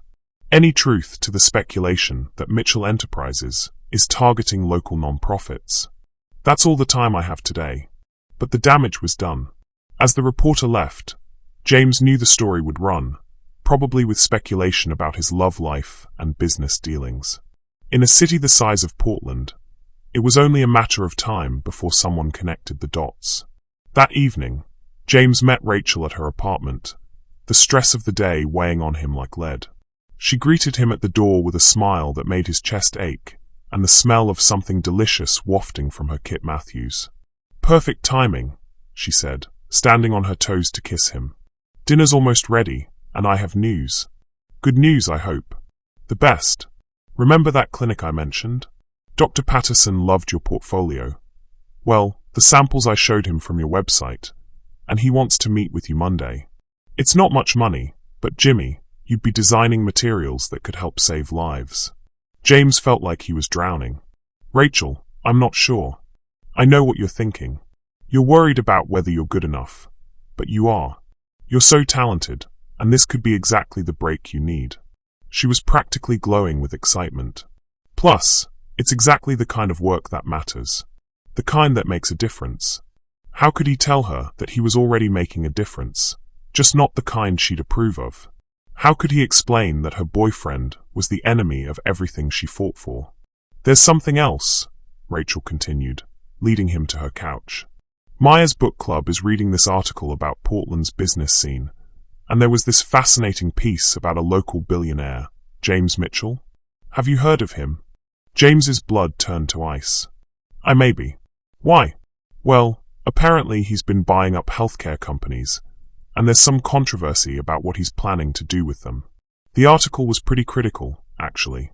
It painted him as this cold, calculating person who only cares about profit. Rachel shook her head. I can't imagine being that disconnected from human cost. How do you make decisions that affect people's lives without thinking about the families involved? Each word was a physical blow. James felt like he was having an out-of-body experience, watching himself gnawed and make appropriate responses while internally screaming. The scariest part, Rachel continued, is that people like that exist in our world. They probably seem normal on the surface, might even be charming in person, but underneath they're just empty. Like they've traded their humanity for money. Empty. The word echoed in James's head as Rachel curled up beside him. Her trust and affection a warmth he no longer felt he deserved. I'm lucky I found you, she said softly, her head on his shoulder. Someone real, someone who understands that there are things more important than money. James closed his eyes, feeling the weight of every lie, every deception, every moment he'd let this beautiful woman fall in love with someone who didn't exist. His phone buzzed. Patricia Welch, confirming details for tomorrow's gala. The text included a reminder that Channel 8 would be running their feature story Sunday morning, and that the Portland Business Journal piece would be online by Monday. Time was running out. Rachel, he said quietly, what if, hypothetically, Someone you cared about wasn't exactly who you thought they were? What if they'd lied about something important? Rachel lifted her head to look at him, her brow furrowed with concern. That's a strange question. Is everything okay? Just curious about your thoughts. She considered this seriously. I guess it would depend on the lie. White lies, things that don't really matter. Everyone tells those. But if someone lied about something fundamental, something that went to the core of who they are. She shook her head. I don't think I could forgive that. Trust is everything to me, Jimmy. Without trust, what's the point? Without trust, what's the point? James felt something break inside him. Rachel had just told him, in no uncertain terms, that the truth would end them. But continuing to lie was destroying him piece by piece. I should go, he said suddenly, sitting up. What? Why? I thought you were staying over. I have an early morning. Work stuff. Rachel's expression shifted to confusion and hurt. Jimmy, what's wrong? You've been acting strange all evening. Nothing's wrong. I'm just tired. But as he gathered his things and headed for the door, James could see in Rachel's eyes that she wasn't buying it. She was too perceptive, too caring, to miss the signs that something was very wrong. Jimmy, wait. She caught his arm as he reached for the door handle. Please talk to me. Whatever's bothering you, we can figure it out together. The kindness in her voice nearly broke him. This woman, who had every reason to be guarded after being hurt before, was offering him her trust, her partnership, her love. And he was about to destroy it all. I have to go, he said, not trusting himself to say more. When will I see you again? Tomorrow? The farmer's market? James looked at her, really looked at her, memorizing her face, the way she tucked her hair behind her ear when she was nervous, the freckles across her nose that he'd learned by heart. Tomorrow he'd be at a gala, where his photo would be taken and his name would be in headlines. By Sunday, Rachel would know exactly who he really was. I'll call you, he said, knowing it was probably a lie. Promise. Promise. But as James walked away from Rachel's apartment and toward his car, he knew he was walking away from more than just one evening. He was walking away from the only real happiness he'd known in years, from the only person who'd ever loved him for who he was rather than what he could provide. The irony was devastating. In pretending to be someone worthy of love, he'd become someone who didn't deserve it at all. Saturday's gala loomed ahead like an execution. After that, there would be no more hiding, no more pretending, no more stolen moments of being Jimmy instead of James. There would only be the truth, and the look in Rachel's eyes when she realized that the man she'd fallen in love with had never existed at all. Saturday morning broke grey and cold, matching the storm in James's chest as he stood before his bathroom mirror at 5 a.m., unable to sleep for the third night running. In 12 hours, he would be at the Mitchell Foundation Gala, photographed and interviewed and plastered across every social media feed in Portland. By Sunday morning, his carefully constructed fiction would be exposed in the most public way possible. His phone had been buzzing all night with calls from Rachel that he couldn't bring himself to answer. The last voicemail, left at 2 a.m., played on repeat in his mind. Jimmy, I'm worried about you. You've been distant all week, and last night. Please just call me back. Whatever's wrong, we can fix it together. I love you. I love you. 3 words that should have filled him with joy instead felt like a death sentence. Because in a few hours, Rachel Thompson would discover that the man she loved, kind, struggling, genuine Jimmy, was actually James Mitchell, the billionaire she described as empty and disconnected from human cost. James pulled on his running clothes and headed out into the pre-dawn darkness, hoping physical exhaustion might quiet the chaos in his head. But as his feet pounded the empty streets, every step seemed to echo with Rachel's voice. Trust is everything to me. Without trust, what's the point? He found himself running toward her neighborhood without conscious decision, drawn like a magnet to the warmth he was about to lose forever. The Victorian house where she lived was dark except for one window on the 3rd floor. Her Kit Matthews, where she'd made him homemade cookies and looked at him like he hung the moon. James stopped beneath her window, breathing hard, and pulled out his phone. His finger hovered over her contact. What could he possibly say? Hey Rachel, funny story. Remember that billionaire you hate? Plot twist. You've been sleeping with him for 6 weeks. The sound of footsteps made him look up. Maya, Rachel's roommate, was coming down the front steps with a coffee cup and a concerned expression. Jimmy. She approached cautiously. What are you doing here? It's barely 6 in the morning. James realized how he must look, disheveled, clearly having not slept, standing in the street like some kind of stalker. I was just running, and I ended up here. Maya studied his face with the sharp perception of someone who taught middle schoolers for a living. Rachel's been worried sick about you. She thinks you're pulling away. Maybe I am. Why? The simple question hit like a punch. Why was he pulling away? Because he was a coward. Because he'd built his life on walls and armor, and the safety of never letting anyone close enough to really hurt him. Because loving Rachel meant risking everything he'd spent 20 years building. It's complicated, he said. Most good things are. Maya sipped her coffee, apparently in no hurry to let him off the hook. You know what Rachel told me last night? She said you were the first person who ever made her feel safe enough to be completely herself. She said you see her in a way that makes her believe she's worthy of real love. Each word was a knife twist. Maya. She's been hurt before, Jimmy. Really badly. By someone who lied to her about who he was with her, what he wanted from her. Maya's voice was gentle but firm. It took her years to trust again.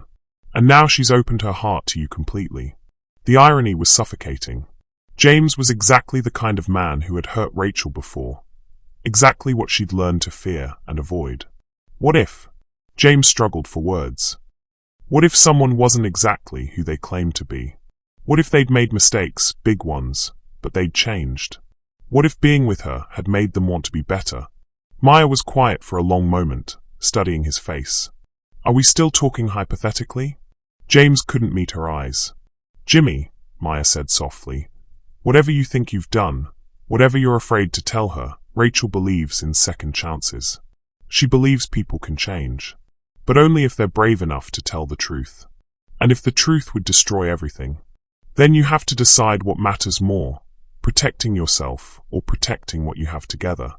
After Maya went back inside, James sat on the front steps of Rachel's building as the sun came up, trying to find the courage to make an impossible choice. He could skip the gala, disappear from Rachel's life before she learned the truth. Let her think Jimmy had simply gotten scared and run. It would hurt her, but it wouldn't destroy her faith in her own judgment the way the whole truth would. Or he could tell her everything and watch the love in her eyes turn to hatred. His phone rang. Tyler. Dude, where are you? Patricia's been calling all morning. The gala's tonight, and you're supposed to be at the venue in 2 hours for setup. I'm not going. What do you mean you're not going?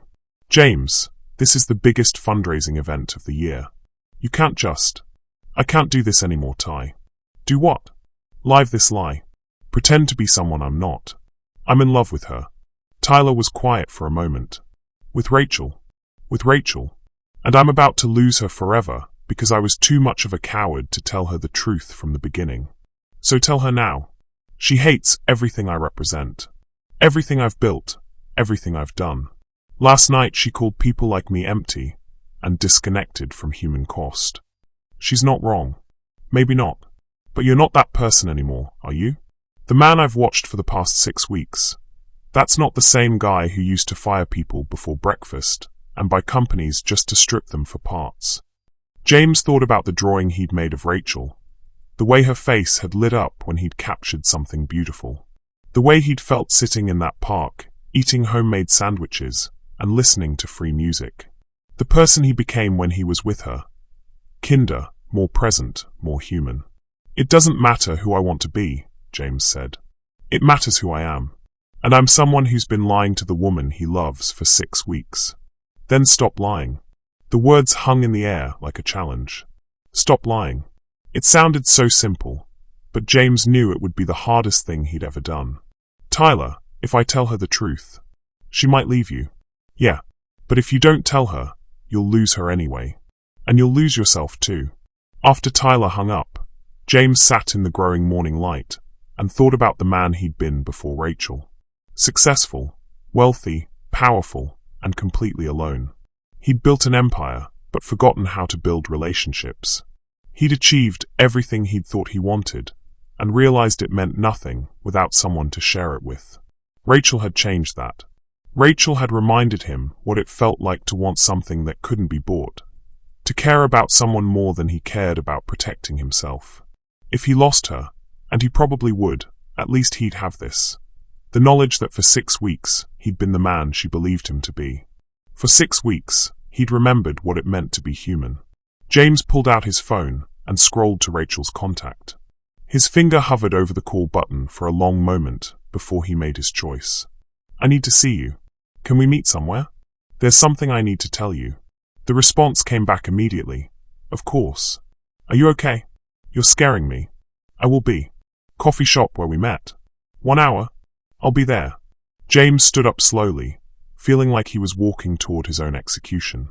In 1 hour, he would tell Rachel Thompson the truth about who he was, what he'd done, and why he'd lied to her from the very beginning. She would probably hate him. She would definitely leave him. But for the first time in weeks, James felt like he could breathe. The truth would set him free, even if it cost him everything. An hour later, James sat in the same corner booth where they'd had their first date, his hands shaking as he waited for Rachel to arrive. When she walked through the door, his breath caught. She looked beautiful but worried, scanning the room until her eyes found his. "Jimmy."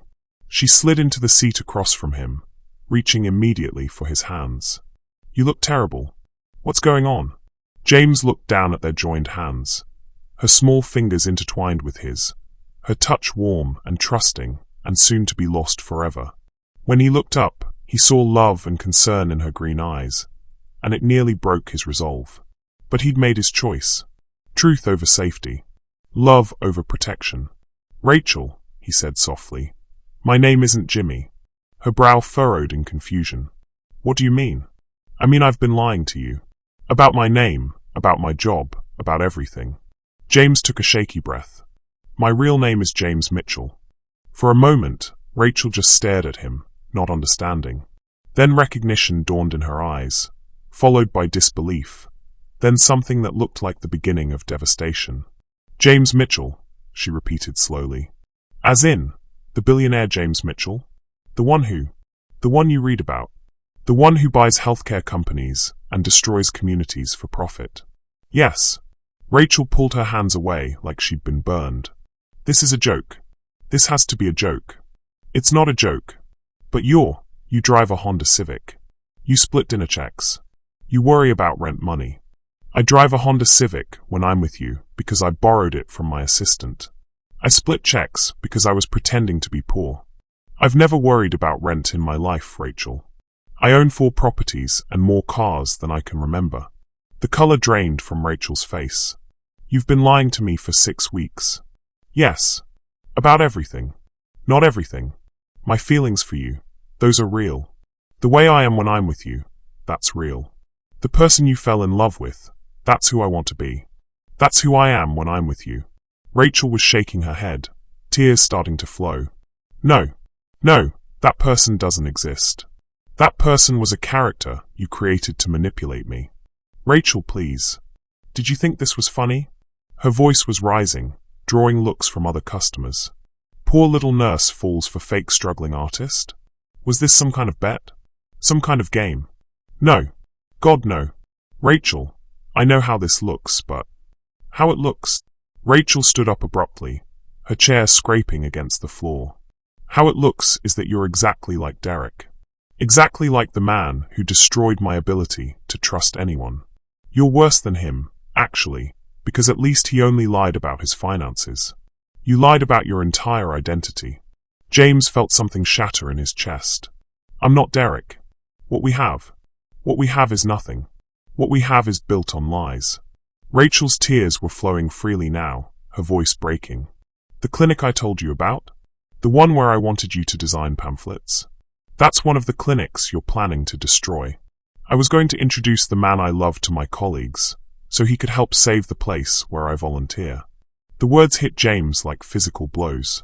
He'd forgotten about the clinic connection, forgotten that his business decisions had real faces and names attached to them. "Rachel, I can stop the acquisition. I can. You can what? Suddenly develop a conscience because you got caught? Because your little experiment in dating down went too far? She grabbed her purse, backing away from the table. Do you have any idea what you've done to me? I opened my heart to you. I told you about Derek, about how hard it was to trust again, and you looked me in the eye and promised you were exactly who you said you were. I am who I said I was. When I'm with you, when you're with me, you're performing. You're playing a role. The struggling artist who sees beauty in simple things. The man who understands that money isn't everything. That person never existed. Rachel turned to leave, then stopped and looked back at him one last time. You know what the worst part is?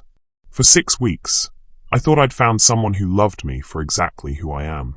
But you never even saw me, did you? You saw a test case. A way to prove that someone could love you without your money. Well, congratulations, James. You proved it. And then you destroyed it. She walked out of the coffee shop without looking back, leaving James sitting alone in the booth where they'd fallen in love, surrounded by the wreckage of the most beautiful thing that had ever happened to him. Outside, rain began to fall, and James realized that for the first time in 20 years, he was crying. The truth had set him free, exactly as he'd hoped. It had also cost him everything. If you've ever had to choose between an easy lie and a hard truth, you know how impossible that moment feels. Drop your thoughts in the comments. Have you ever had to make a choice that could change everything? We love hearing your stories of courage and heartbreak, and don't forget to subscribe for more powerful love stories that remind us why the hardest choices often lead to the most beautiful outcomes. Retry. 3 months later, Rachel Thompson stood in the break room of Portland Children's Hospital, staring at the newspaper someone had left on the counter. The headline made her breath catch. Mitchell Enterprises cancels healthcare acquisitions, establishes $500 million fund for community clinics. Below the headline was a photo of James, not Jimmy, never Jimmy again, shaking hands with Dr. Patterson, the same Dr. Patterson who'd wanted to hire a graphic designer for their free clinic pamphlets. The same clinic that should have been shuttered by now if James had followed through with his original plan. You okay, honey? Rachel looked up to find her colleague Sarah studying her with concern. 3 months had passed since that devastating morning in the coffee shop, and Rachel thought she'd gotten better at hiding the pain. Apparently not. Fine, Rachel said, folding the newspaper so she couldn't see James's face. Just tired. But as she walked back to the pediatric ward, the headline echoed in her mind. $500 million. Enough to fund community healthcare for years, to save the exact programs James had planned to eliminate. Why would he do that?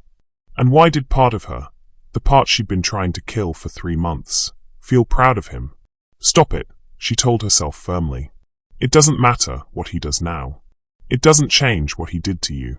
But as Rachel checked on her patients that morning, she couldn't stop thinking about the man she'd fallen in love with. The one who'd drawn her portrait with such tender care, who'd listened to her stories about work with genuine interest, who'd danced with her to Frank Sinatra in a park full of strangers. Had any of that been real? Or had it all been performance? Meanwhile, across town, James sat in what used to be his corner office, surrounded by boxes and the ghost of a life he was systematically dismantling. The penthouse was already sold, the art collection donated to museums, the car collection auctioned off for charity. In 2 weeks, he'd be moving into a modest apartment in Rachel's neighborhood. Not to stalk her, but because it was the only part of Portland that felt like home anymore. You sure about this? Tyler asked, reviewing the papers spread across James's desk. This is everything, man. Your entire fortune. Not everything. I'm keeping enough to live comfortably. But the rest? James looked out the window at the city below, thinking about all the lives that money could change. The rest needs to do some good in the world. The Mitchell Foundation, now truly a foundation rather than a tax shelter, would fund community healthcare, education programs, and arts initiatives. The Riverside healthcare clinics would not only remain open, but expand their services. The 500 jobs James had planned to eliminate would be saved, with raises funded by the foundation. It was, Tyler had pointed out, the most expensive apology in history. Have you heard from her? Tyler asked quietly. James shook his head. He'd tried calling Rachel exactly once, 2 weeks after their confrontation. She'd blocked his number. He'd written letters, dozens of them, but never sent any. What could he possibly say that wouldn't sound like more manipulation? Maybe she'll see the news coverage, Tyler suggested. Maybe she'll understand that you've changed. Maybe. James picked up a framed photo from his desk, the sketch he'd drawn of Rachel that night in her apartment. She'd left it behind when she'd stormed out of the coffee shop, but he'd kept it. It was the only thing he planned to take with him to his new life. Or maybe she'll think it's just another performance. Is it? James considered the question seriously. Was this massive act of philanthropy genuine? Or was it an elaborate attempt to win Rachel back? The honest answer was that he no longer knew where his love for her ended, and his desire to be worthy of that love began. I don't know, he admitted. I just know I can't go back to being the person I was before her. That person was empty, Tyler. Rachel was right about that. I had everything and nothing at the same time. Tyler gathered the papers and stood to leave. For what it's worth, I think you're doing the right thing, even if she never forgives you. After Tyler left, James opened his laptop and pulled up the website for the graphic design business he'd quietly started 2 months ago. Mitchell Creative, named after his mother, not himself, specialized in non-profit work, designing materials for organizations that couldn't afford professional services. It wasn't successful by his old standards. He made enough to cover rent and groceries, nothing more. But for the first time in 20 years, James woke up excited about his work. He was creating things that mattered, using his talents to help rather than exploit. He was becoming the person Rachel had thought he was. That evening, Rachel sat on her couch with Maya, pizza boxes and wine glasses scattered around them, trying to pretend she was paying attention to the romantic comedy on TV. But her mind kept drifting to the newspaper article, to the impossible amount of money James had committed to causes she cared about. You've been weird all day, Maya observed. Weirder than usual, I mean. Thanks for that. I'm serious. What's going on? Rachel reached for the newspaper she'd brought home, unfolding it to reveal James's photo. Have you seen this? Maya read the headline, her eyebrows rising. Holy shit. That's incredible. Is it? Or is it just another way for him to manipulate people? Rachel. Maya muted the TV and turned to face her friend. I'm going to say something, and you're not going to like it. Great. You're being unfair. Excuse me? You heard me. Look, what James, whatever his name is, what he did to you was wrong. Lying about his identity, playing with your feelings, that was inexcusable. But this. Maya tapped the newspaper. This is $500 million, Rachel. You don't spend that kind of money on manipulation. You spend it because you actually give a damn. Rachel felt defensive anger rise in her chest. So I'm supposed to forget 6 weeks of lies because he wrote some checks? No. You're supposed to consider the possibility that people can change. That maybe loving you changed him. People like that don't change, Maya. They just get better at hiding who they really are. Really? Because the man described in this article sounds exactly like the Jimmy you fell in love with. Someone who cares about community healthcare, who wants to use his talents to help people, who believes there are things more important than money. Rachel stared at the photo, remembering the way James had looked at her when he was drawing her portrait. The concentration on his face, the gentle way his hands had moved across the paper, the pride in his eyes when he'd shown her how beautiful she was through his perspective. Had that been fake too? Had everything been performance? I was an idiot, she said quietly. You were in love. There's a difference. Is there? Because I can't tell anymore. Derek lied to me about his job and his intentions. James lied to me about his entire identity. How am I supposed to trust my own judgment ever again? Maya was quiet for a moment. Can I tell you something I've never told you? Before I moved to Portland, I was engaged. To this guy Mark who seemed perfect, kind funny, shared my values, wanted the same things in life. We planned this whole future together, picked out names for our kids, the whole fairy tale. Rachel turned to stare at her roommate. Maya, you've never mentioned. 2 weeks before the wedding, I found out he'd been cheating on me for 6 months. With my sister. Oh my God. Yeah. So I called off the wedding, moved across the country, and decided I was done with men forever. They were all liars, all cheaters, all incapable of real love. Maya took a sip of wine. I was convinced that my judgment was completely broken, that I'd never be able to trust anyone again.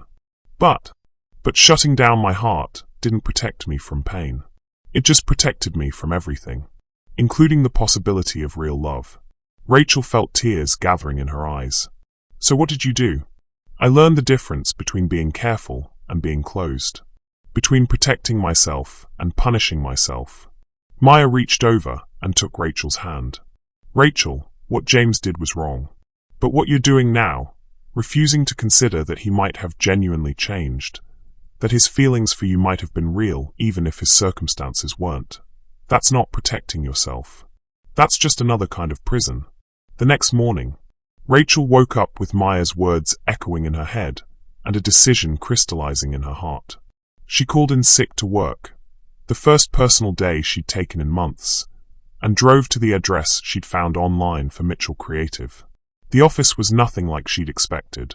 Instead of a gleaming downtown tower, she found herself standing outside a converted warehouse in the arts district, surrounded by galleries and coffee shops and the kind of creative energy James had claimed to miss.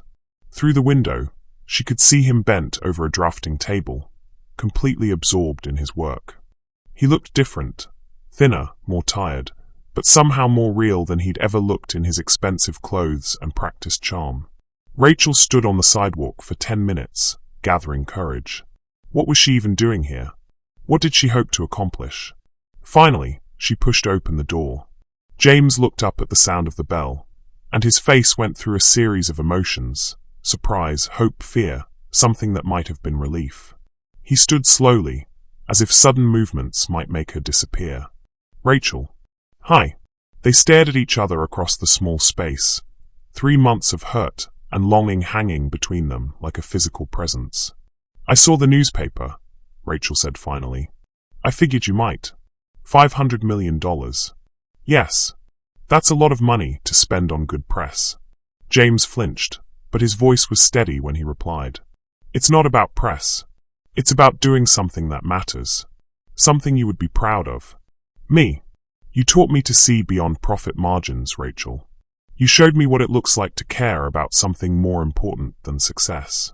James took a tentative step closer. I know you don't believe me. I know you think this is just another performance. But I'm not doing this to win you back. I'm doing it because you changed me. Because loving you, even for those 6 weeks, made me want to be the man you thought I was. Rachel felt tears starting. You broke my heart. I know. You made me question everything I believed about love and trust and my own judgment. I know. And I'm sorry.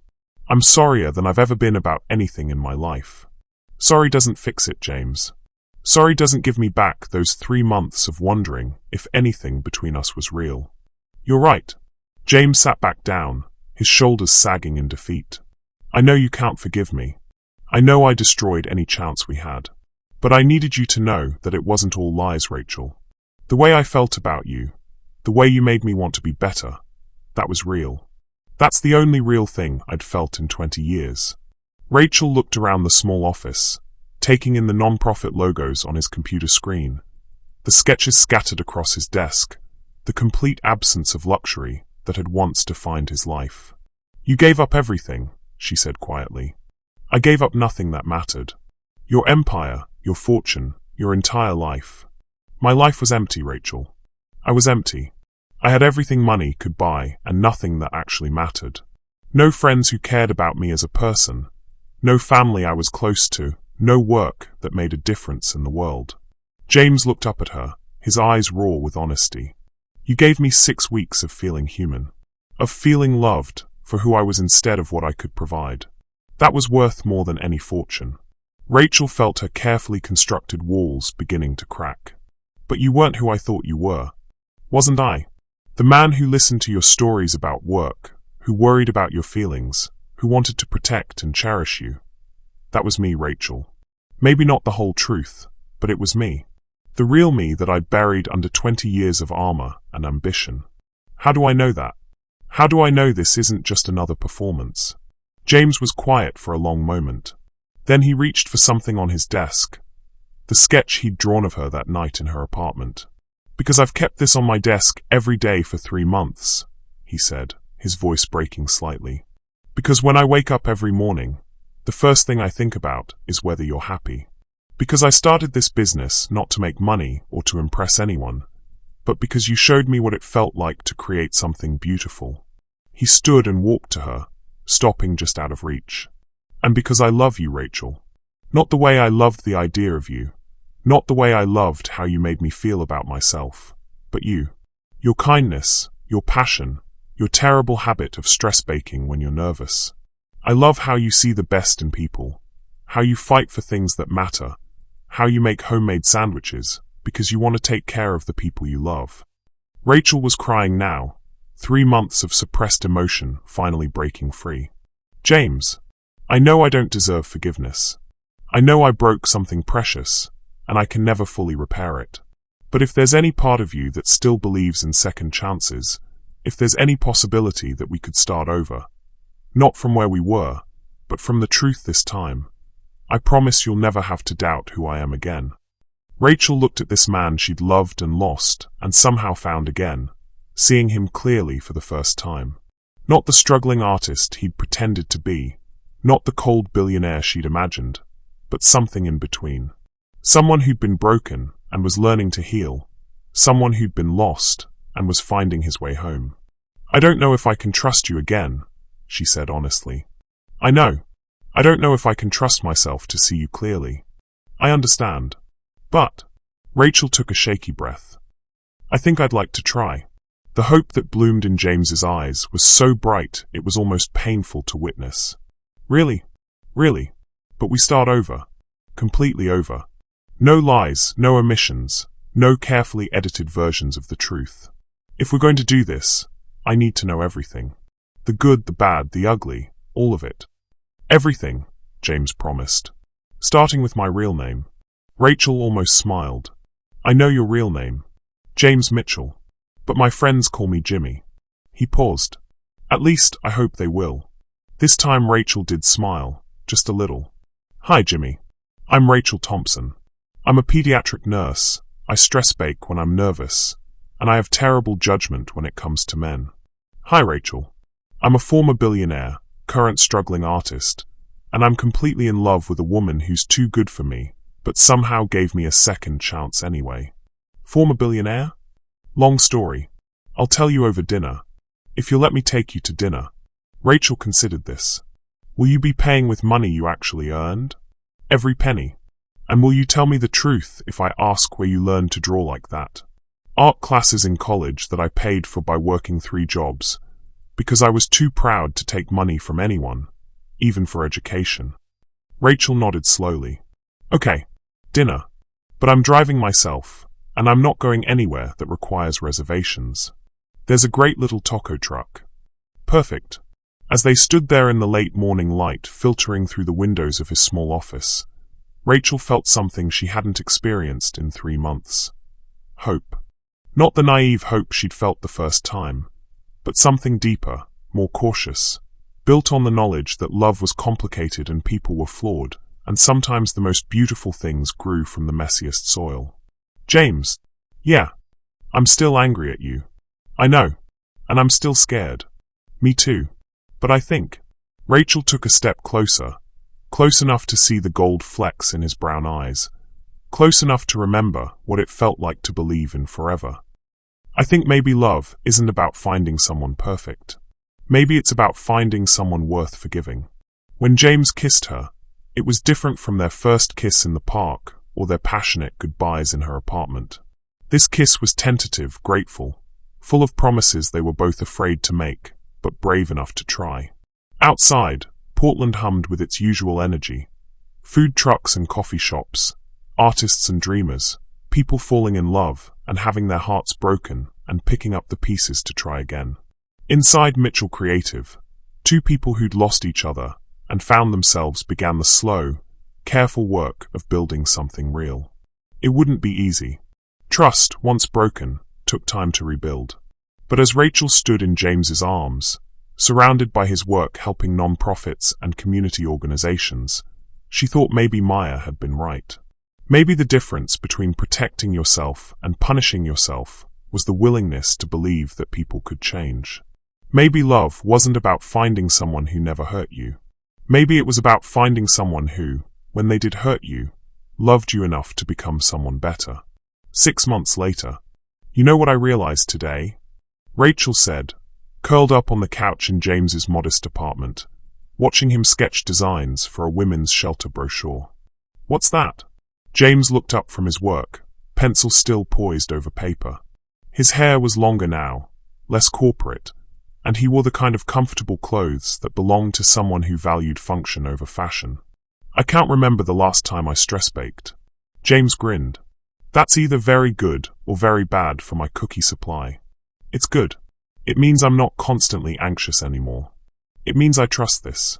She gestured between them, around them, at the life they'd slowly, carefully built together. The apartment was small but warm, filled with Rachel's plants and James's art, and evidence of a love that had been tested and emerged stronger. On the wall hung the portrait James had drawn of her that first night, now framed and accompanied by dozens of other sketches, moments from their second courtship, captured in charcoal and love. I have something to tell you, James said, setting down his pencil. Rachel felt a familiar flutter of anxiety, the instinctive fear that came from having been deceived before. But it passed quickly, replaced by trust earned through months of radical honesty and consistent action. Good something or bad something? Good something. I hope.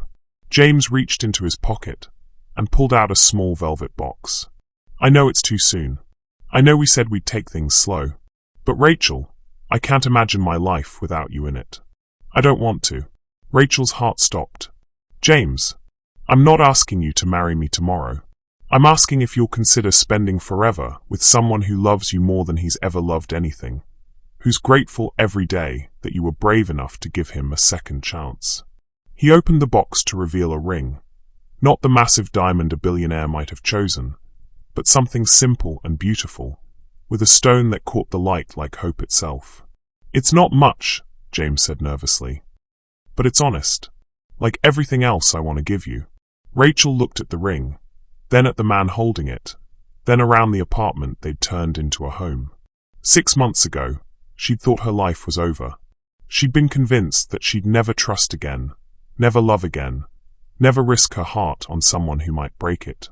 But James hadn't just proven he could change. He'd shown her that she could change too, that she could choose courage over safety, love over fear, hope over the certainty of disappointment. Yes, she said simply. Yes. Yes, I'll consider spending forever with you. Yes, I want to see what happens when we stop being afraid of our own happiness. Yes to all of it. When James slipped the ring onto her finger, it fit perfectly. Like everything else they'd built together through honesty and patience, and the radical belief that love was worth fighting for. Outside, Portland continued its eternal dance of rain and sunshine, of dreams being born and hearts being mended.